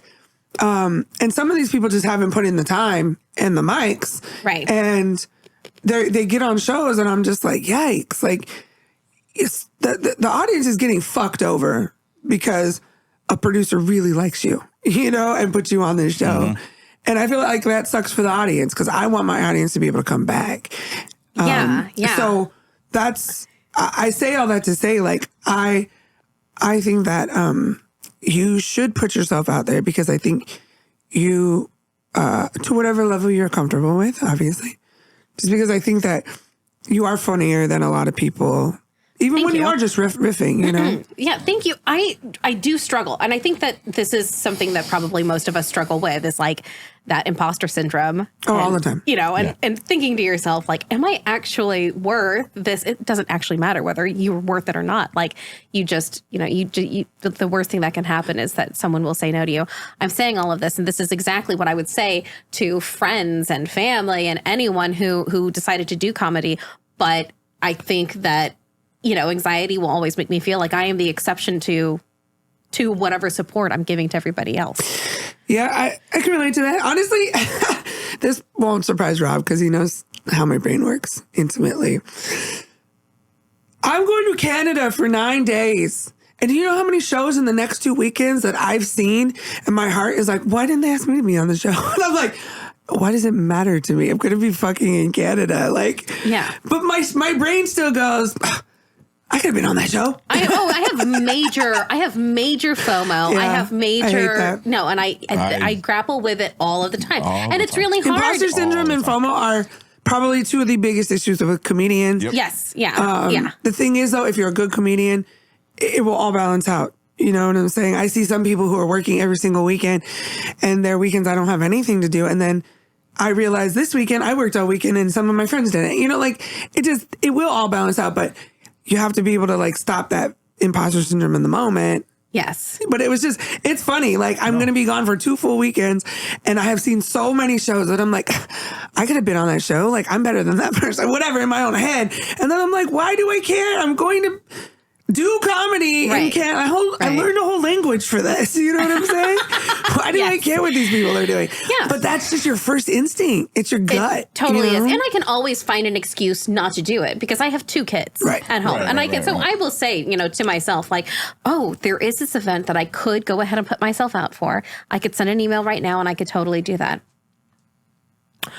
Or I could dedicate that weekend, to family, to children, to like that. And so I will talk myself out of these things a lot. And you're not the first people to have told me that I am that I should just put myself forward and that I am selling myself short by not going and doing more.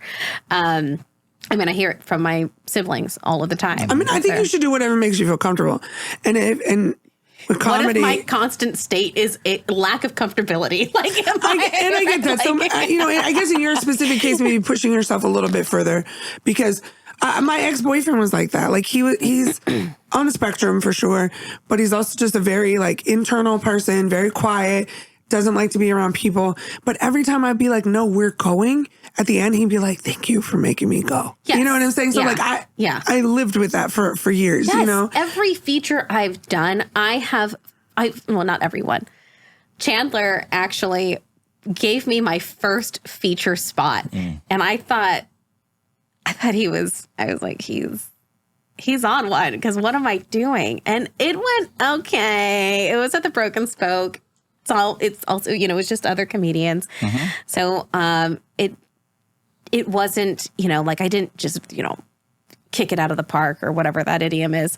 No, I think Chandler and the collective have the same philosophy, though, which is like taking people that are in our community, right? Because we're like a little class, right? Yeah. And seeing people that are working hard, seeing people that have potential, and giving them that time. Well, yeah, just knowing that there was, feature. Knowing that there, like with you, and knowing that there was another comedian that I respected, that I looked up to, that saw potential in me, that made me feel very good. And at the same time, it also made me feel like, hey, like I should be. At least for these people who have seen something in me, I should be putting myself out there for them. Like they should, they should know that this is not like a wasted, like a wasted relationship or really, whatever. So I am still working on that. But no, every other feature spot I've had, like I have thoroughly enjoyed. I think I've done relatively well at. At the end of it, I always feel somewhat okay about the whole thing.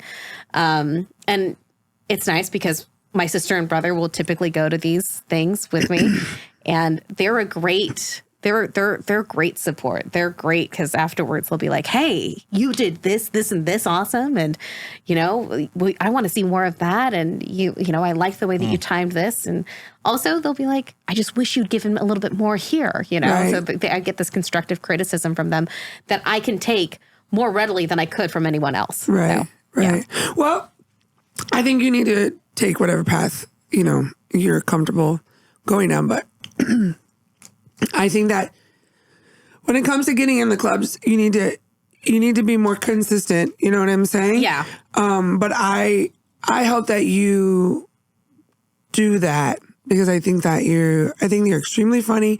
And from a business side, I think that women like you and I are about to have an opportunity to do a lot more, So it's like, so be there for it. You know what I'm saying? Yeah, no, and I will. I want to put myself out there. I've made a little deal with myself. Good. But after this weekend, I want to send out 5 emails this week. That's okay. my goal. But it's not always just about email. Like it's also about like getting out to the right places, right? Yes. Like going up to Club Comedy and doing theirs and meeting Rick and asking for an audition there, auditioning at Laughs. You know what I'm saying? Like, that's part of my goal too. And here's recently because I haven't been going I've been staying down here, like just the circle of TCC, Broken Spoke, Spuds, are the collective stuff, and now I'm trying to like get it a little bit spread out a little bit. Well, yes. And I think that there's lots of opportunities right here in the south end of things. But, Laughs is a great opportunity because Laughs is an actual show where there's a paid audience there. And you get more time at Laughs. You're on an open mic at, have you ever been to Laughs? Like, do you understand the structure? I know what the structure is. I've never been, but I understand the structure. So they don't have the open mic. They have the showcase nights, Wednesday and Thursday. So essentially you apply through their website. They have like an audition form, and then they'll have you come in and be part of one of those showcases, and you just do 5 minutes. And then they'll usually let you know like if you're passed or not. And then once you're past in their mind, it's not like past like at a regular club where you're now a house comic or whatever.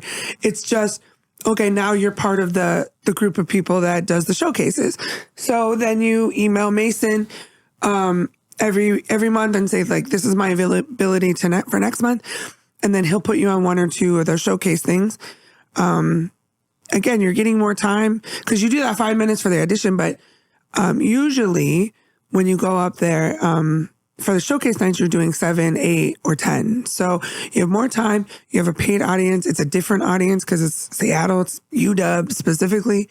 You get paid $10, for doing it, but it's just a different level of exposure. And then they take the people that they like and they turn them into their hosts and their features or whatever. And that's how they get their house comics. So. Yeah, wow. So Laughs is a great space. The only, the challenge for you is your kids, right? Like, so I don't know what your structure is and, Right. How often you can be out late at night. So. And I can't. Exactly. Right. Like I'm dedicating 2 days a week to comedy already feels like too much at times. And I admire a lot of the comedians who have set some very clear boundaries and have said like, no, comedy is a priority and that's what I'm going to do. Like more power to you. I do struggle with that. Ultimately, I think that is one of the things that the balance. I'm sure. Right. Yeah. That does keep me from pursuing more. And again, I keep trying to find these sort of like comedy adjacent things that maybe would allow me to work from home or to have a more flexible work schedule, but will still give me a creative outlet. That has been awful. It's been a really comedy writing is where that's a place that you could go is into comedy writing. So like Josh Firestein's doing comedy writing now that he's not doing TCC. Richie Armani. There's honestly, if you were to go into like the Northwest Comedians group and say, hey, I'm interested in, I'm a stay-at-home mom, so I don't get to do stand-up as much, but I have a background in English and, I want to start writing and put it out there. There's probably a lot of people that would give you advice or give you goals and directions. Yeah, I'm actually stunned at how supportive the comedy community can be. While we're also a group of absolute like shit talkers, we're also a group of people who will be pretty supportive. It can be polarizing. It can be both so ways. polarizing because I've been in groups where I'm like, oh my God, if I tell this person one thing about my life, they're going to use it against me. And I'm never going to that's like, I can't trust these people. But I've also found myself in super supportive groups, like here, like it just feels like I do not feel afraid of the next thing that's going to come out of my mouth. Like I don't need to be as calculating about it, But no, I've definitely, it's an interesting community for sure. And we talk about this, like in some circles, I am very much a villain in this story somehow. And then I have some amazing support, and it's funny because I was talking to somebody, a comedian about this last night at the show. Like the people that don't like me are people that don't fucking matter at the end of the day. Sure. They're comedians that are either not even doing comedy or they're not good at it and they're not successful. But there are some people that just don't like me because they don't like me, and that's fine.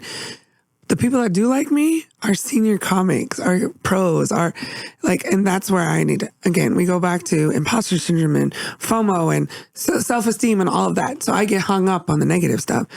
But when I take a step back and breathe, I'm like, oh, but the people that like me, care about me, book me, are way more important than all these haters. But it is weird because you do have both sides of that. And even if you're not part of it, even if you're just watching it, you can see, you know what I'm saying, the chaos. No, that much is very Were clear. you there at Spuds the night I said, comedy is the most dramatic thing I've ever done since high school? No.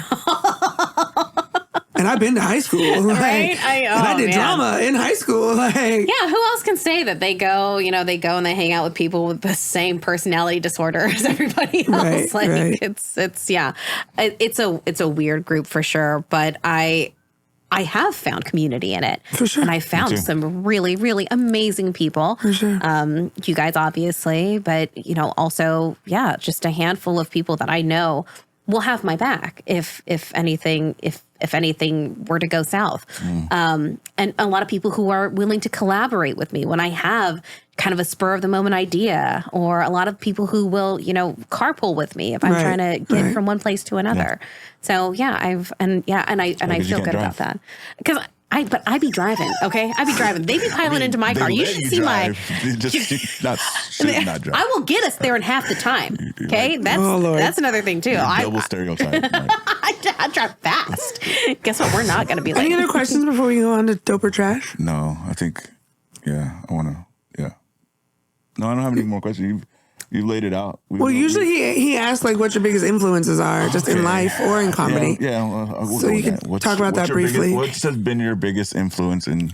Robert's like, I just want to be done. He's asked this question 10 times. He still doesn't know how to word it. But what is your biggest influence? Okay, so growing up, my dad was actually. My mom thought he was just the funniest fucking dude that she'd ever met. I mean, he must have been, because he wasn't that attractive, it sounds like. So he's okay. Are they still married? Yeah. Everybody's Catholic. You're married until you die, okay? So my dad is... He was a goofy guy. He is a goofy guy, okay? That humor no longer really appeals to me, but it definitely appealed to my mom. And growing up, I thought like he was just dad jokes? so funny. Big into dad jokes.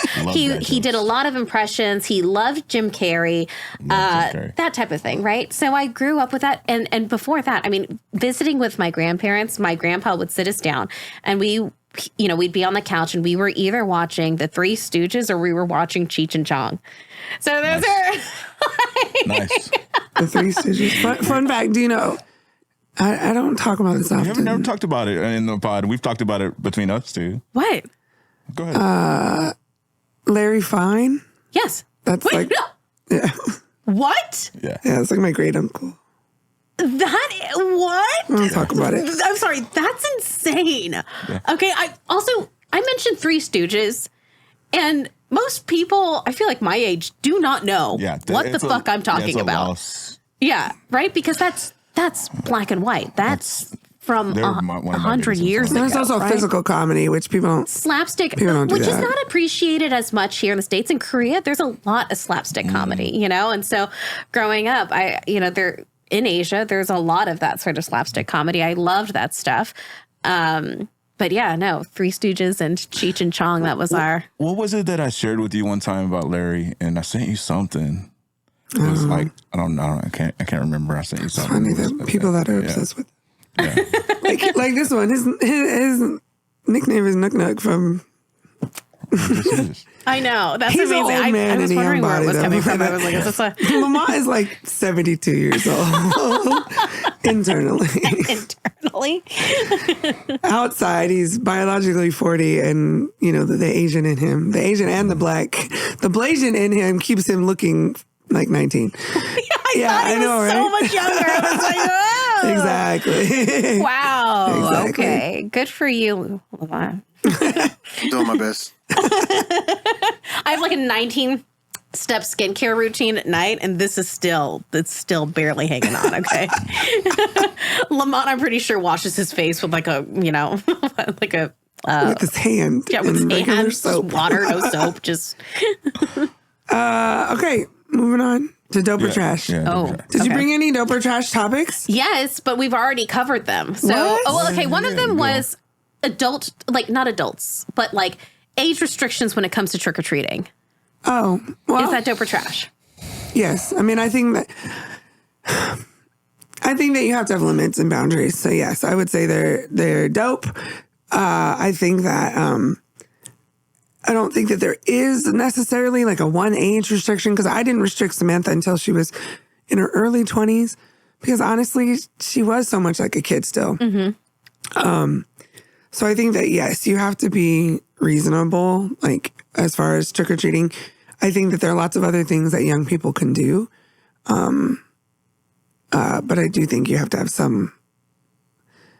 I think it's weird when you see like even older teenagers usually, you know? Yeah. I just feel like, don't you have a party to go to? Right. I know. Don't you have an STD to catch? Right.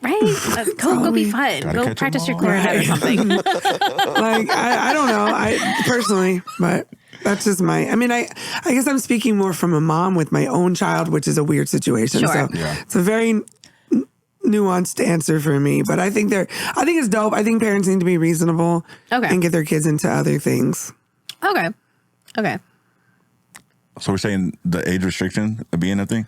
Yeah. You know how they're like, yeah, if you're over 11, You like don't giving go out candy. out. So like, do you want to see a 22-year-old at your door? I mean, I think there needs to be a certain restriction, but also at some point that's gonna your last. I think I trick or treated up to 15, and I knew that was the last year. Like I was like, I went and I was like, okay, this is the last time. I'm very. And it's sad. Like, Yeah. that's your childhood. You at some point. That was the cutoff, you know? Right. Like you're just no longer a kid. Sorry. Yeah, you don't get to do this anymore. So, yeah. I don't know. I find Halloween, even though it's exhausting, it's like the one time a year where you are given this opportunity to like meet your neighbors and stuff and meet your neighbors' kids and blah, blah, blah. And it's like this one time a year where everybody just kind of gets to. Yeah, but most people go to other neighborhoods. I believe in trick-or-treating in my own neighborhood. I don't care how many shitty ass pieces of. If we die, we die. We die. That's it, you know? We die doing what we love. It was good. Okay. Hazel's first trick-or-treating in this neighborhood, she had to be like 2, 3. She's my daughter. She's 7. But she was super young and she wanted to walk into everyone's house. That's so cute. And it was She's like, do you have really dogs? Can I see your dog? It was really sweet.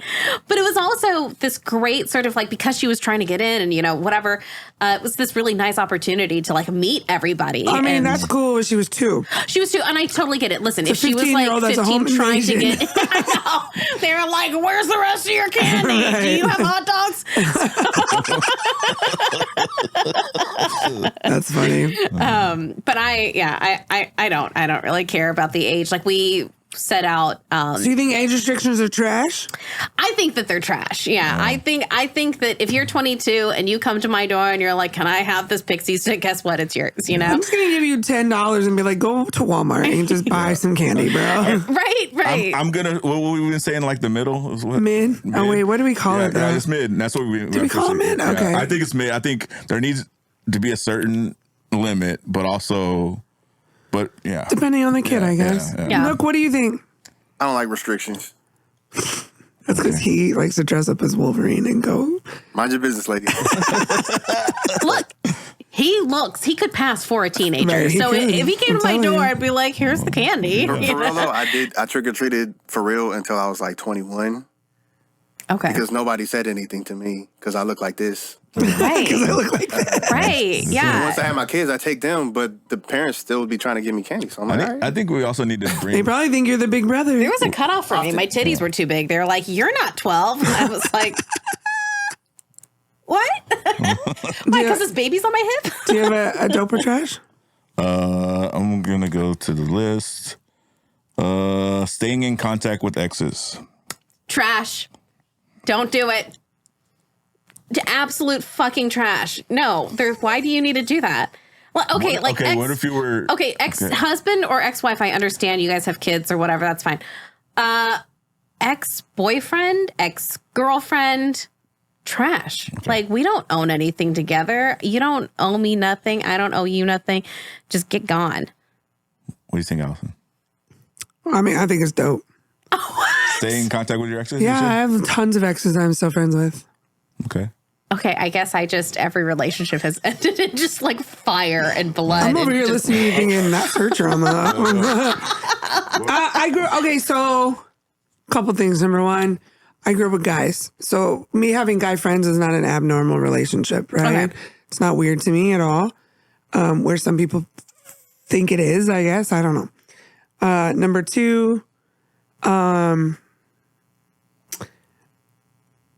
ex-husband, my first husband, we don't have any kids, but like our dog is still alive. He's, 12 and almost 13, but So like occasionally I will, he'll ask me about him or whatever. Or when our other dog died, like, I message him.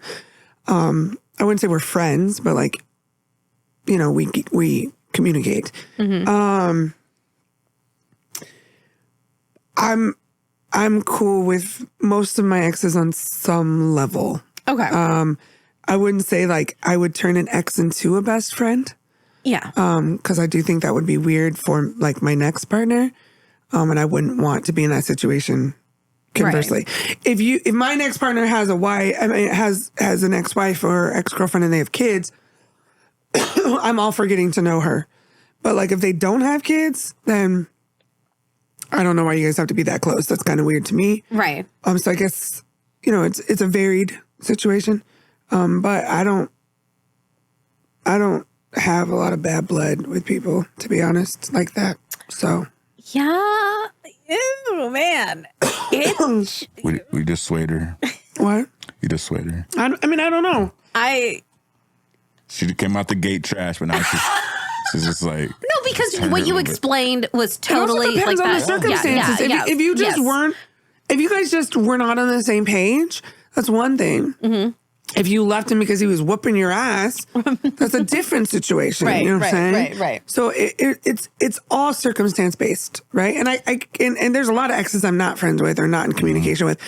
I would say I'm not friends with any of them really, like close friends in any way, shape, or form. Yeah. But like if they keeping called some me or if they channel of checked on me or if they were communication on open. my Facebook or Yeah. followed me on Instagram or came to a show, Yeah. okay, Yeah. cool, whatever. Like I don't like, contrary to popular belief, I don't like having bad blood with people. You know what I'm saying? Yeah, I don't know. I'm so good at like, oh, this isn't working out. You will never see me again. Yeah, I'm not- like I'm not I like that. like that's it. Like we don't need to talk. We don't need to be in each other's lives. Like this town is big enough for the two of us. Like we can just live I think it's very circumstantial, separately. All right. Nook. Nook, what do you think? I'm down the middle, kind of. Yeah. Like again, it's situational. It depends on the circumstance. Okay, but Nook, you've been married for a long time. Like, when was your last ex? like, Also, I have not been in that many relationships. right, you're not even old enough to like, because you've been married for how long? 4 years.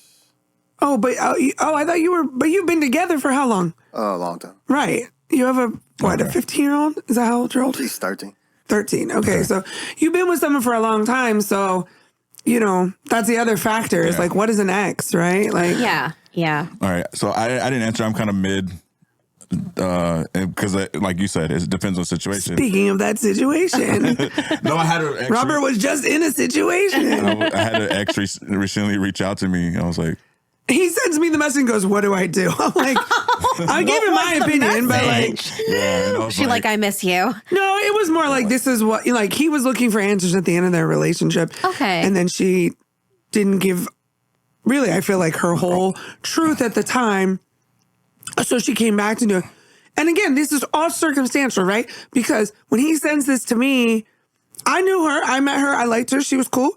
But like, I know his current partner and we're getting close. And like, you know what I'm saying? So it's just like, I love her. My answer would be different probably if he wasn't with his current partner. Okay. Versus, you know what I'm saying? So so I basically answered like, I'm not gonna be an asshole if I see you at the grocery store. We're cool, but I think I'm pursuing this other relationship and I can't. Well, also they were together for a very short period of time, right? Yeah. So a 5-year relationship is different than a 5-month relationship. And then Totally. My ex-wife, we were kind of cool, and then next thing I know, she just stopped texting me, and then but then my first wife, I disdain her. Like I fucking hate that bitch. Like she is the epitome of the C word. Like for real. Like and so Your baby mama? yeah. Yeah. So, anyways, She sounds lovely. no, I'll tell you stories later. I love Katie though. All right, But yeah, I mean, I think it's really situational. Yeah. But I think that if it's if it's a healthy relationship to have, I think it's fine. Personally. Okay. Okay. You got one? I think we only have time for one because we're gonna have to. cut Yeah, this I and then know. so we can have time to record. We had madness at the beginning. A certain Dressing up your dog. For Halloween? For Halloween. Or for like anything? Period. That's dope. Yeah, it's great. I love seeing dogs in shoes and shit. Shoes? I don't know about that. No, I'm playing. I think it's dope. I'm okay with it. Nook? I think it's cute, but I don't really get the concept of pets. So yeah, I feel like he it's likes weird. to eat dogs, remember? Yeah. So fucked. Oh my God. He admitted it. It's not racist if it's true. Okay. We've already covered this. You got this. But like keeping an animal in your house and then like not letting them leave, and like putting them on a leash when they want to go outside, it feels weird. I always felt weird about it. Yeah, I did not grow up with pets. So now I have 2 cats, and I am realizing that I'm just not an animal person. But I mean, if my cat wore like a funny collar or something, I'd be like, that's dope. That's cute. I think it's stupid. I knew she was going to say that. I mean, I think it's cute sometimes. I understand when it's like a dog that needs like warmth. Sometimes like small dogs, they put sweaters on because they're cold, right? Damn Yeah. chihuahuas. But I think generally it's kind of cheesy. Yeah. I think usually the people that do that are the ones that treat their animals like their children. And shout out to the lady at Spuds. You guys weren't there that night. Oh, we were there. Oh, you guys I were was both there. there. Was that the night of lore? Yeah. I think it was. Yeah, that lady, you know, there's a drunk lady at this open mic where somebody was talking about how Bruce. somebody who does, right, Bruce Couture, who has a dog and loves his dog and really does treat his dog like his kid. Yes. But he was talking about how, you know, when people call them their kid, he thinks it's stupid. And this drunk lady on the other side of the bar was not hearing that. No, she wasn't. And had a complete meltdown. She did. And yeah. Wow. So I think if you're judging your dog, I don't really care, I guess. I do think it's cheesy, but like my dog, my daughter loves doing it. So I'm just like, whatever. My thing is, I also don't want to spend a bunch of money on animal Cat clothes and dog and costumes. shit. Right. So Yeah. Yeah. before we go, I do, now that I said that, I want to tell this story. Sometimes Ashley says the fucking weirdest shit, and it's so funny. And so Brandon White, who we have not had on the pod yet, was up telling a new joke about Godzilla. And he was telling, you know, he was trying to kind of get his way through this joke, right? Which is still very much in development. And he's telling all these like, all these facts about Godzilla and like why Godzilla is dumb basically and why it's not a real, like a real villain character or whatever. And as he's telling all these facts, I'm sitting next to Ashley and she goes, "That is not the lore." Because it wasn't. I don't even remember what it was about, but it was a bunch of bullshit. Also, I grew up in Japan, so he's talking about my man's Godzilla, and I'm like, you will not take Gojira's name in vain like It that. was so funny and so fucking Asian of her. And I went up, like I must have been hosting because I feel like I was in the front. Maybe I wasn't. I don't know. But Brandon gets done and I was like, "You are in trouble, buddy." I was like, the Asian girl in the room, she said, "That is not the lore." And you do not have all the facts. And the rest of the night, almost every comedian after that somehow worked in something and somebody would go, "That's not the lore."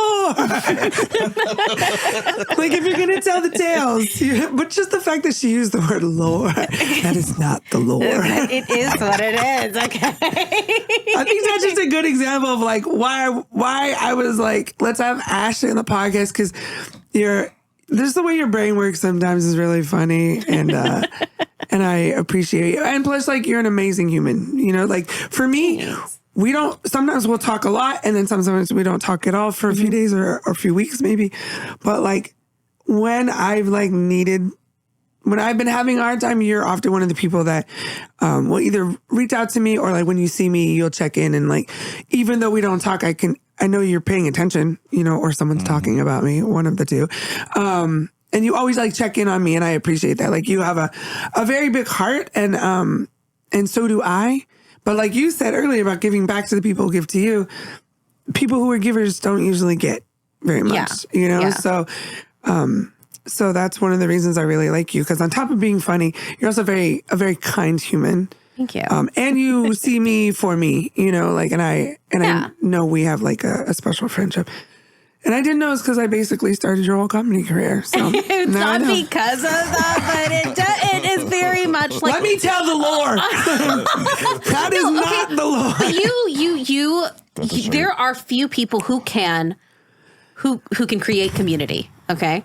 And who are willing to actually put the time in to do it. And you do it, okay? You started Open Mic Collective and everything else, and then you made it a priority to look after all of these other comics. So yeah, thank you. Like, you're important. You are necessary in this community. I just want everyone to win, and I mean that. And the only reason there's a lot of people that talk. You know, it's kind of, you know, when you're at an open mic and someone's like, good set. You're like, bro, you were in the bathroom. Like, you didn't hear my set. Like, right. I watched you walk out in the last 20 seconds. Yeah. People are very disingenuous in this game. I mean, I think people are disingenuous in the world. Right. But in comedy, everyone knows you're supposed to be nice, so they play this role. And I won't tell somebody good set if I don't think they had a good set. I won't be like, oh, that was terrible, bro. I'm not going to do that either. But, like, I go out of my way to compliment people when they're deserving of that, you know, and be precise and mention bits. Don't just say good set. Say, hey, I like this. But what I've done in just the short time I've been doing comedy, because we started with a bunch of new people, and now I've seen even more new people. I'm really big on like actually calling people out and saying, look, where you were 6 months ago, where you are now is like a whole different place. Like, that's pretty dope. There's just a comedian up in Seattle named Leo, and like I don't see him often. But where I saw him when he first started, I was just like, oh, he's young, he's kind of an edgelord, like whatever. But I just saw him recently, and I was just like, wow, that's like he's very much progressing, and that's so nice. That's irrelevant. Like, it's irregardless to whether I like his comedy. I just see the development in the jokes and the effort. You know what I'm saying? Yeah. Whether I like your comedy or not that's a me thing. You know what I'm saying? It's subjective anyways. Absolutely. Yeah. So I can tell somebody like, wow, you're like, I see a huge improvement. And we don't have those conversations. We've talked about this in the pod. Like, I wish we could be more honest when we see people that could just get it together. You know what I'm saying? Like, thank you for letting me, and I knew I could, that's why I did, but like, I knew me saying like, I wish you would focus more on written work wasn't going to offend you. You know what I'm saying? Yeah, no, that's absolutely. me, because you know, it comes from a place of love and wanting you to do better. Right. Because at the end of the day, even though we all want to be in every show all the time, that's not possible. So there's a couple of situations recently where people have gotten host gigs that I was like, oh, I wanted that gig. But like, I'm glad it was that person that got it, you know? So it's like, I really do want people to win. But part of that is like having the affirmations, which most people are pretty fake about that in my opinion. But really having specific affirmations, or saying like, yo, I haven't seen you in 4 months, but like, that was a dope set. And then the other side is I wish we could be more critical to one another and not be so sensitive, so we could actually have those conversations. And if people listened and understand that place of criticism comes from a place of wanting you to do better, not being an asshole to you, right, we might all be better together. Yeah. I mean, we're all artists, so we're all sensitive about our shit. Like that, you know, I totally understand that. Yeah, yeah, exactly. All right. So, so again, this is coming out. Let me check the day. I mean, NuqNuk doesn't know this, but I'm hoping he can get us this episode to release. Oh, it's coming out the 8th. This will be the episode that comes out this Wednesday. If NuqNuk can get it to us, but no pressure. Like, it'll come out by the 8th or someday after. Yeah. Cool. Oh my gosh. So this week, so we'll have anything coming up? No, just the holidays. So I really have not tried to, I haven't tried to book myself for anything just because holidays are chaos. Yeah. But yeah.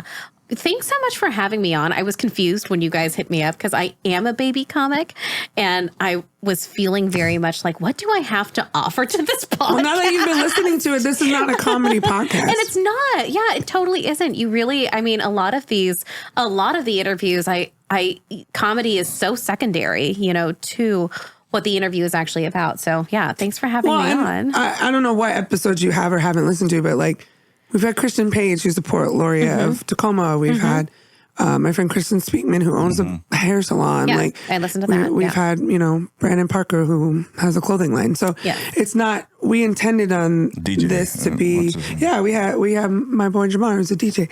So like the intention behind this podcast is not. We just happen to be comedians. And comedy, Yeah. No, but we were friends long before we were comedians. Yes. And we have much bigger lives than our comedy life.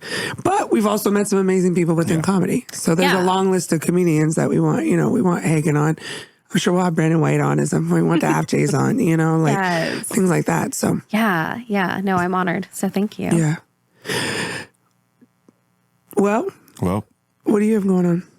The only thing I have going on this episode will be released by then. Tomorrow, I am closing for the first time at TCC on 6. So it's kind of a big step for me. Is it because you finally put the note in? No. You didn't put a note at the bottom? I've always been putting a note in. Oh, you have? Yeah. I didn't think that you were putting it. It just happenstance, whatever. I'm okay with it. No, good. It happened at the right time. And yeah. Other than that, for November, not much that I know of. But well, if this comes out on the 8th or whatever, then I'm leaving this weekend for Canada. Yeah. If it comes out the 15th, then I'm in Canada. If it comes out the next week, I'm back from Canada. Like, I'm just excited for the opportunity. I'm excited to spend time with Sterling. That'll be great. I'm excited for you. I want to say that. If I'm also excited for you. There we go. Yeah. Bring me back some Canadian stuff. I don't know. Canadian stuff. I don't know what's Canadian. Nook, I thought you were going to come see Ty Barnett this weekend. Man, I got a baby. I'll be in the house. Whatever, bro. There was a fucking kangaroo there. You could have brought the baby. There was a kangaroo? Absolutely. Yeah, there was a kangaroo. You need to follow me on Snapchat. Stupid baby. Yeah. the guy that owns Chi-Town Pizza, he owns kangaroos. Well, it's very complicated. It's much bigger than we're going to take time to talk about. But he owns some kangaroos. One of them had a Joey, and then a girl that he's obviously friends with this lady. She also works at Chi-Town Pizza once in a while. She also runs Debbie Doolittle's farm, which is like a little farm. They're closed right now, but they're about to reopen. She's like the manager. Oh, cool. So she has like capybara. She has something I couldn't even pronounce. Like, and she had this Joey that's like 3 months old, maybe. Wow. She had only gotten him. So his kangaroos, parented this baby, but they were at all the shows yesterday. And so I was like, name him Ty. Ty B. Roof. That's what I said. I love it. So yeah, the first day she just had him in a sling.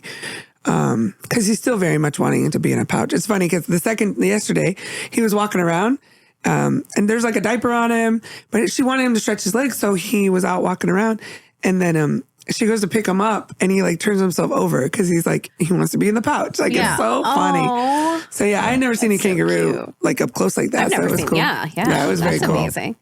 It was very cool. Literally wild. Okay. So, other than Canada, well, we'll talk about more on episode 20. Listen to episode 20. It's a very interesting episode, and we have some announcements in episode 20. So, episode 19 is a wrap. Thank you for being here. Thanks for having me. We don't pick our guests based on like funny, not funny, or comedy at all. Really, it's like people that we like, people that we think are interesting, people that bring the best snacks. Yes. So you're winning. Kristen Speakman brought Halloween candy and Starbucks. I know. I listened to that episode and I was like, oh, okay. No, we appreciate you, and I am grateful for our friendship. I think you're an amazing person. So yeah, me too. Thank you. I also will never get in a car with you, but now I know. The famous last words. Anything else before we go? That's it. Anything else? No. Nook, anything else? Nah. All right. We'll see you on the flip side. Peace out. Peace.